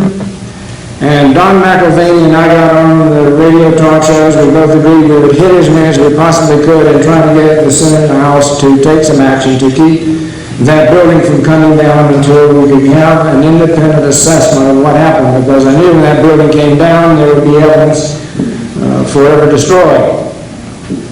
And I suspected that there may be an effort to cover up things, so I felt we ought to have a separate and independent investigation. Of course, the Senate and the House both acted with their normal black hole kind of an operation. I never did hear from Senator Nichols from Oklahoma. I got a letter back from Senator Warner espousing his wholehearted support for a number of the conditions in the so-called anti-terrorism bill. And Congressman Frank Wolf sent back a letter, I knew him well, and he said, "Dear Ben, thank you for your info copy." It was addressed to him. He said, "What you're discussing is above my level of expertise. I have sent it to the FBI for the information and assessment evaluation." I then knew that he didn't understand what the letter was all about. Disgusted with the attitude of Congress and dissatisfied with the government's clumsy explanations, General Parton personally carried his investigation to Oklahoma City. There was a company in Oklahoma that had pictures that were made throughout the cleaning up of the building. They hauled over 315-ton truckloads of material away from that building, hauled it out to a landfill, smashed it down with equipment as much as they could, covered it up with dirt, put it behind a chain link fence with guards on the gate. So if that's not a figurative and a literal cover-up, I don't know what is a cover-up. Was this destruction of evidence precipitated because the government prosecutors feared the remaining forensic evidence might clear their official suspects, McVeigh and Nichols? Or would it have proven ATF, DEA, and Secret Service carelessly stored dangerous explosives on the 8th and 9th floors? General Parton feels the photographic evidence disputes the last half of this theory.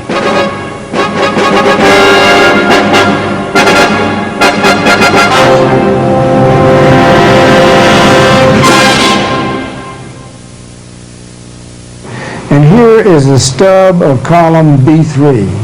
And the top of that column is at the 3rd floor level. And if you examine that column closely, you can see that the rebar is still sticking out the top, and it has all the appearance of a demolition charge, the kind of damage you would get from a demolition charge at the top of that column, where it had a juncture with floor number 3.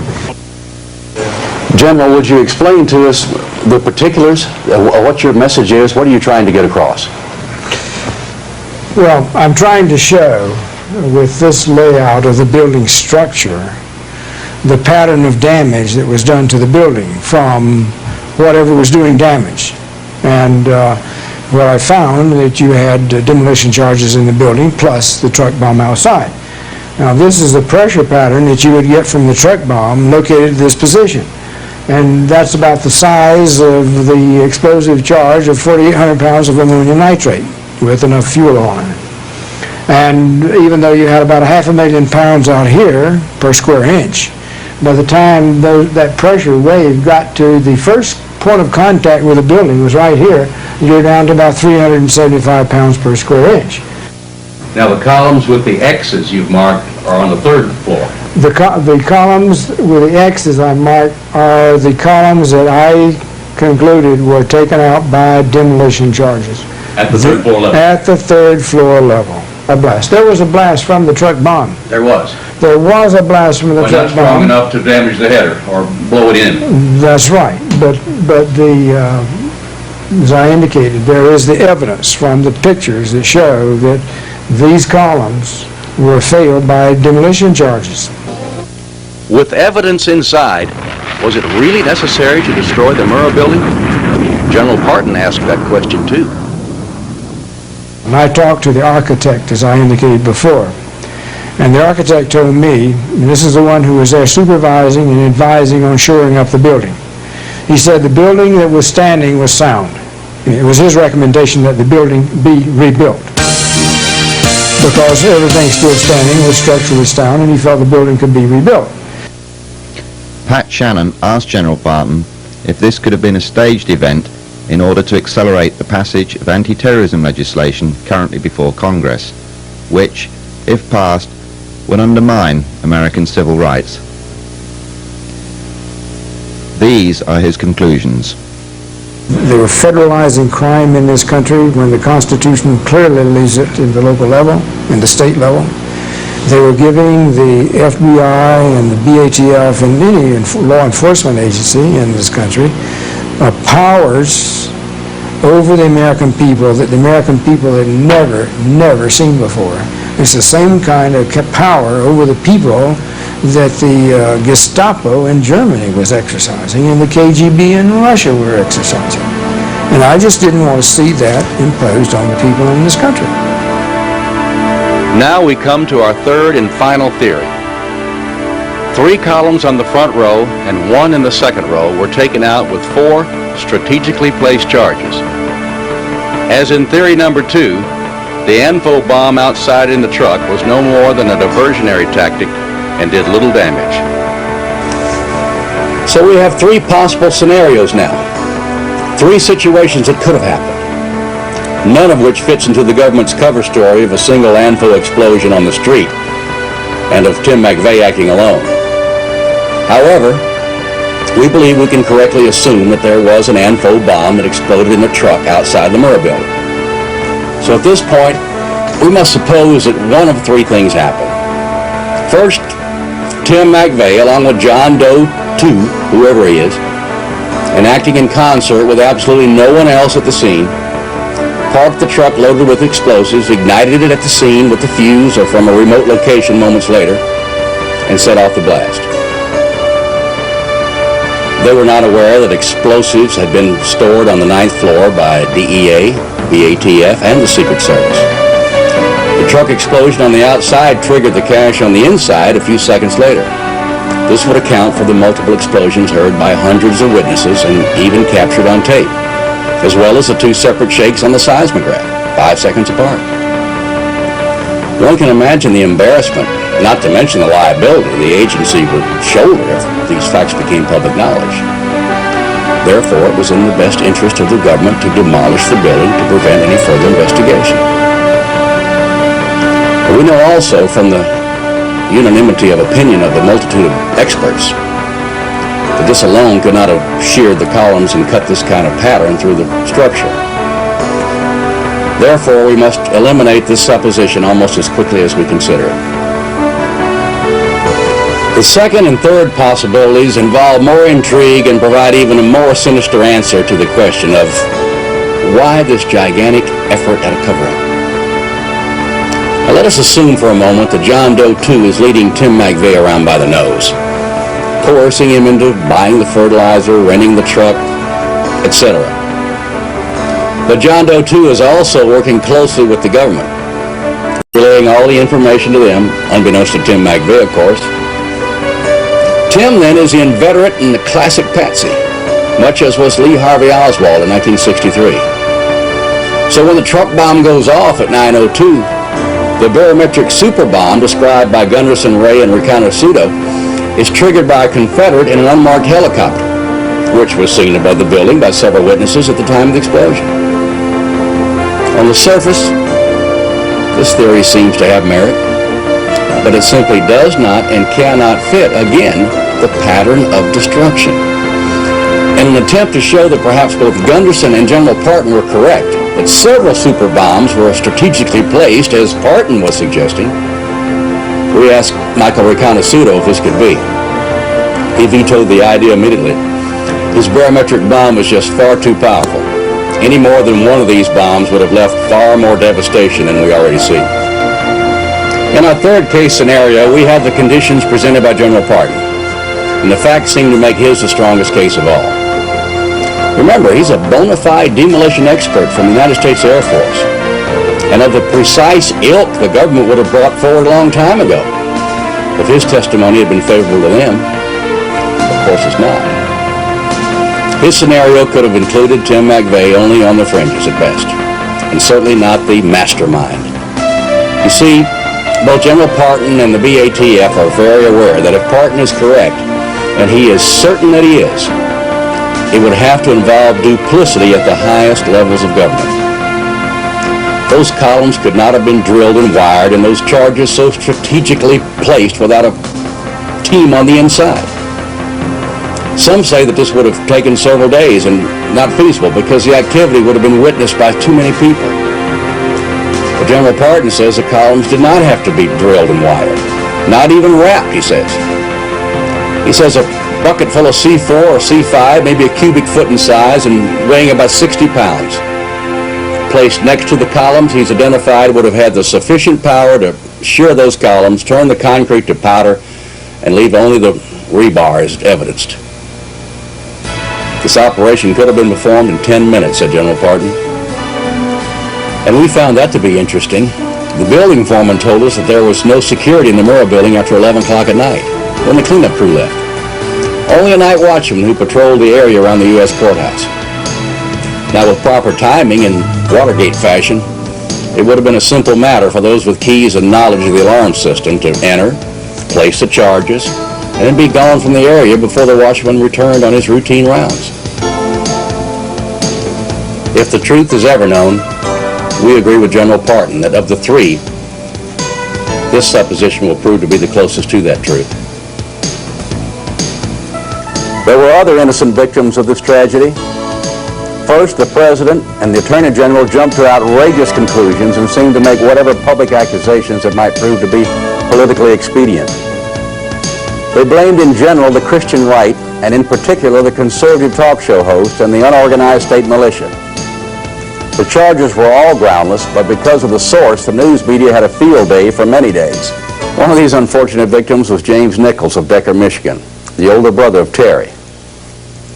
In the heat of the hysteria, the public sat back in wonderment as James was arrested without charges, indicted on flimsy circumstantial evidence, and placed in a federal lockup for 32 days.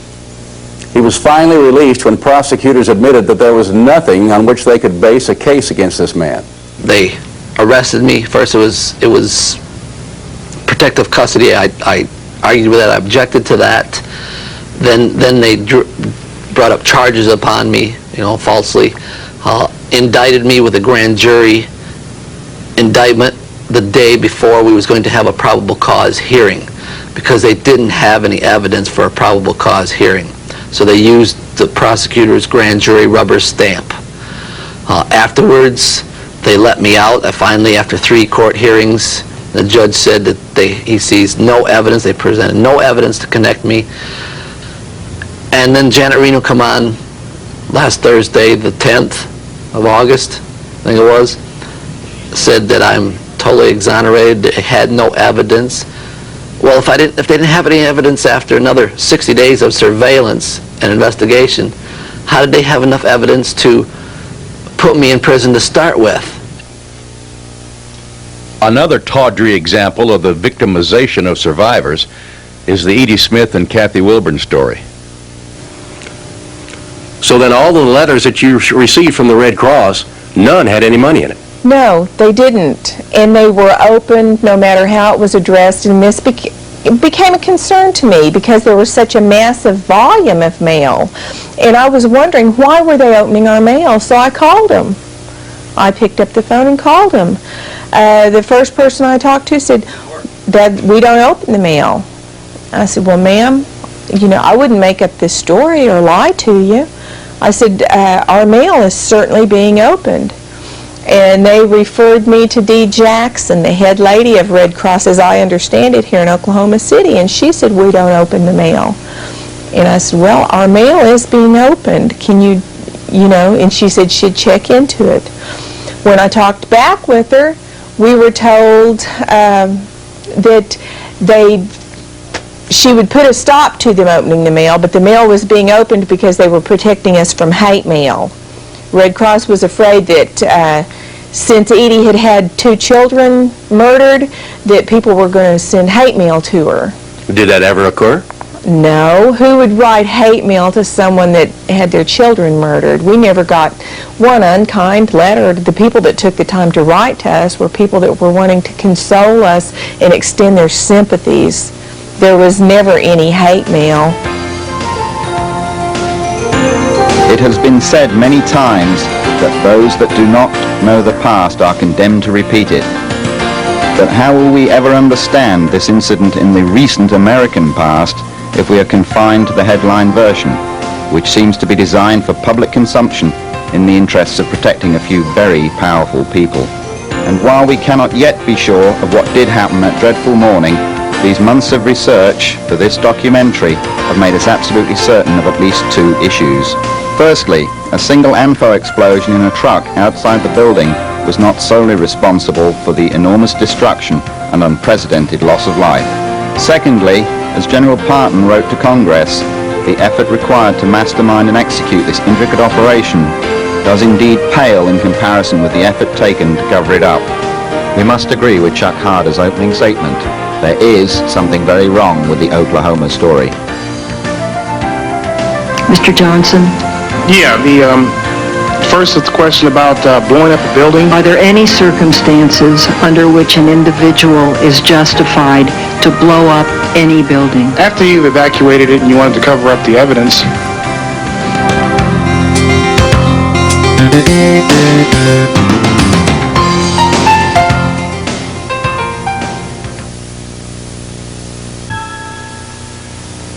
Some very big news in the Oklahoma bombing matter, starting off with USA Today newspaper.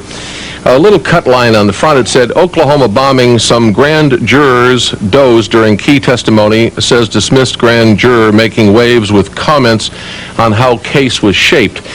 Well, that's how you sanitize it and kind of take the blow out of it. And then the story, of course, on page 3A, former juror impugns bomb case proceedings, and hints apparently in the copy of something much, much more. We have the gentleman on the line with me right now. Hoppy Heidelberg, how are you? I'm fine. Good. What do you want to tell America? What happened in that grand jury room, and what is the straight skinny on this Oklahoma bombing? Well, nobody knows the straight skinny. At least I don't. That's just what I'm trying to find out. Okay. My whole purpose for going public is to try to, force the issue, and let's find out what's going on. What can you say, and what has you upset? Well, I can't. You understand, I can't say anything about what actually happened during the proceedings of the grand jury because that's secret. But I don't have a problem with telling you what didn't happen, and really what didn't happen is probably more upsetting than what did happen. Okay. we didn't receive nearly as much evidence in the grand jury room as you could get reading the paper. And I thought that kind of strange. Because, I mean, if I wanted to find out anything about the bombing, I was better off reading the local paper than listening to the testimony. Mm-hmm. So what you're saying is that you were not given good information. Why would you think that would be? Well, I think that's the $64,000 question. That's just what I'm trying to find out. Why was everybody else having more luck than the FBI researching this thing? Well, let me ask you a couple of questions. Did it ever come out, or can you comment as to any kind of delays that occurred in the rescue operation? Was that ever talked about, or can you comment on that? No, I don't know anything about that. Okay. What about other stuff found in the building, such as explosives or what have you? Did they talk about that, or can you comment on that? No, there's not going to be any discussion about anything like that. Okay. Can you comment, or what is your concern, or I don't know quite how to word it, but in the newspaper here, in the USA Today, it says that you're concerned that prosecutors did not provide information about the possible involvement of others in the case, particularly a suspect referred to as John Doe 2. When you add others in the case and suspect John Doe 2, you have a conspiracy, don't you? Well, there's some evidence that there were a number of people involved. The only evidence that I've actually heard is, and the only physical description I have of any of the other parties is John Doe 2. His physical description is, he's a rather unique person, and there's only one like him, and everybody seen him describes him the same way, so we sure know he exists. We don't know about the others. Okay.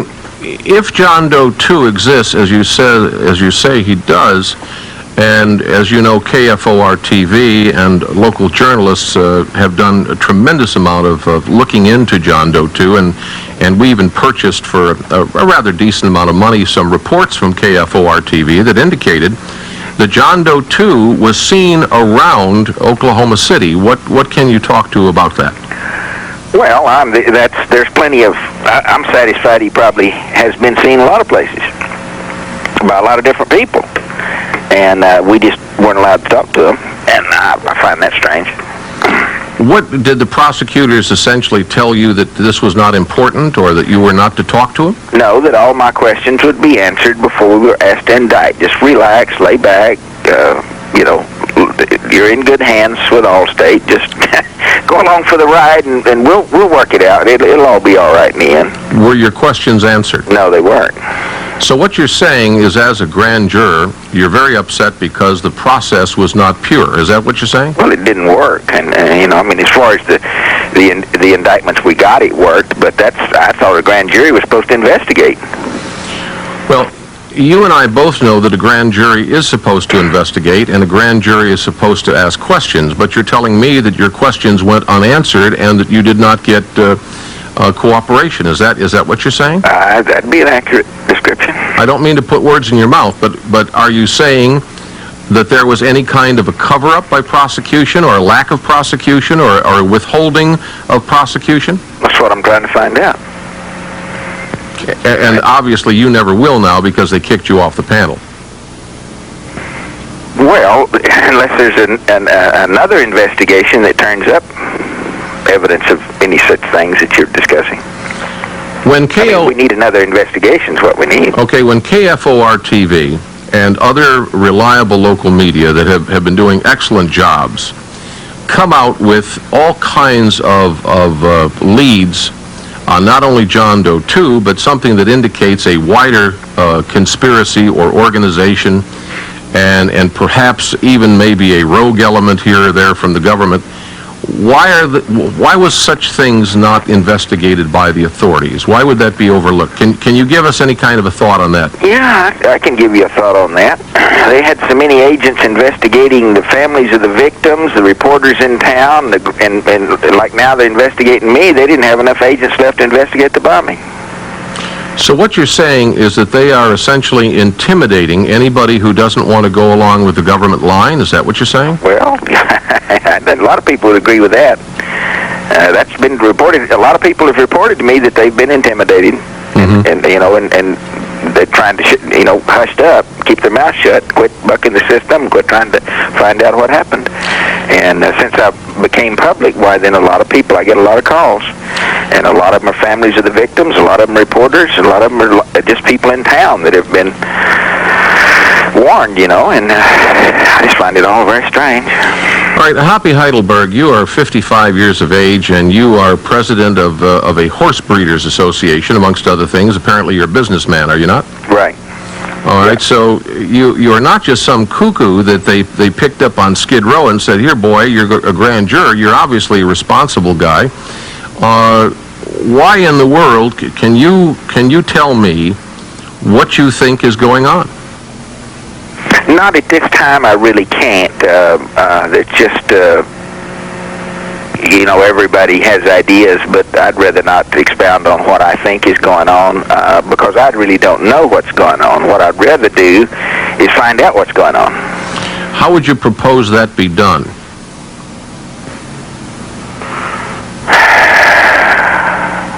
Well, enough pressure was finally put on the Ruby Ridge situation that it's kind of coming clean, and enough pressure, maybe we find out what really happened at Oklahoma City. How would you propose the pressure be put on the government to come clean? Well, I would think the American people, they've got incentive to clear this thing up, because if they don't clear this one up, there could be more. So if you don't find out who all bombed the Oklahoma City building, why, any city could be next. So they've got the incentive, and they should be motivated to find out who, and gather up everybody that was involved in the Oklahoma City bombing and get them off the street. You're talking about the American people should do this. Yeah, well, it's the only people that can. Well, why are the authorities not doing this? That's their job. Well, there's no pressure on them to do their job. That's what I say. The American people has to put pressure on the authorities to do their job. I mean, a lot of people have jobs they don't do. They just draw their pay. We're talking to the man that USA talked to, USA Today, and he is a former juror, a former grand jury member at the Oklahoma bombing case. His name is Hoppy Heidelberg. The Associated Press ran a story a couple of days ago, Hoppy, where they said that you wanted to tell America something, you wanted to get the word out. Specifically what? Well, a lot of things are run in the paper, that are opinions of people other than me. Okay. I mean, it's not so much that I want to get the story out, is that I want to, I guess the story I would put out is that the American people need to resume the responsibilities that were given to them originally, and because when they abdicate responsibilities, vacuums don't exist long, and the government's all too willing to move in. Let's go back to that. Specifically, what responsibilities do you say that the American people have that they are not pursuing? Well, let's just pick on grand juries, because that's the topic of the month. So a grand juror is supposed to do certain things, and most grand jurors don't do them. They just go along for the ride, and they don't object when they're taken for a ride. Specifically? Why? They don't get involved in subpoenaing witnesses. They don't even know who's been subpoenaed and don't care.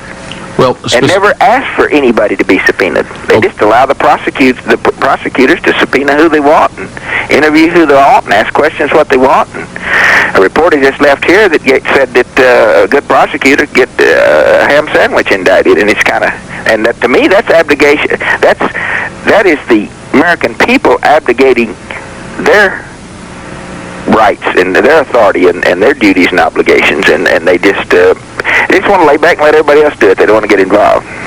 Okay, let's start out with how did you find out that you were on the grand jury? How did you find out? You just get in the you're just asked to report on a given day, just like any other jury situation. And when you get there, they just put all the names in a hat and draw them out. It's just okay. Lottery. All right. So then you were selected by random to be on this grand jury. Mm. Did you get a book telling you what you should or should not do? Yes, I did. What does the book say? And I read it. And it told me my rights, duties, responsibilities, and I acted accordingly. And the only problem I had is that the prosecutors hadn't read the book. Well, what specifically was your concern in your relationship with the prosecutors? Well, the first wreck was when I wanted to question witnesses direct myself. Does the book say you can do that? Yep. All right, and then what happened? Well, they didn't like that idea. Well, why would a prosecutor not like you to ask a question of a witness if the book says you can do it? Well, that's a good question. I think that's something we need to find out. I think that's something that we're probably going to make some changes here in the grand jury system, and I bet in the future grand juries have the ability to exercise their rights better than they have in the past. Why would you feel that that would happen? Because of this situation. I mean, most grand jurors don't know they have the right to ask questions, and when they're told they don't, they just let it go. It's all right, you know. And I'm not saying they said we couldn't ask questions. We just had to launder our questions. We just had to give our questions to the prosecutor first, and then let him ask them. And well, I don't understand. That's not my style. I mean, that's not what I wanted to do. I don't understand if the book says that you, Hoppy Heidelberg, as a grand juror, have the right to ask a direct question of a witness, and the prosecutor says, "Don't read the book. Hey, kid, don't read the book. Do it my way, kid." What is that? That's intimidation, is it not? I don't know. It made me mad. I wasn't intimidated by it, but I was angered by it. Now, you were told by somebody that if you went public and started talking, that you could be put in jail for 6 months. Yeah, and actually, more than that, everybody says 6 months. That's 6 months per offense, according to the letter I got. They mentioned the word cumulatively. In other words, it's kind of like consecutively. Yeah, we'll put you in jail for 6 months, but don't count on it. It'd be 6 months per offense. So if we think you broke the rule 6 times, that's 36 months. So. Do you feel they'll put you in jail? No, I don't think so. That would be the dumbest thing they could ever do.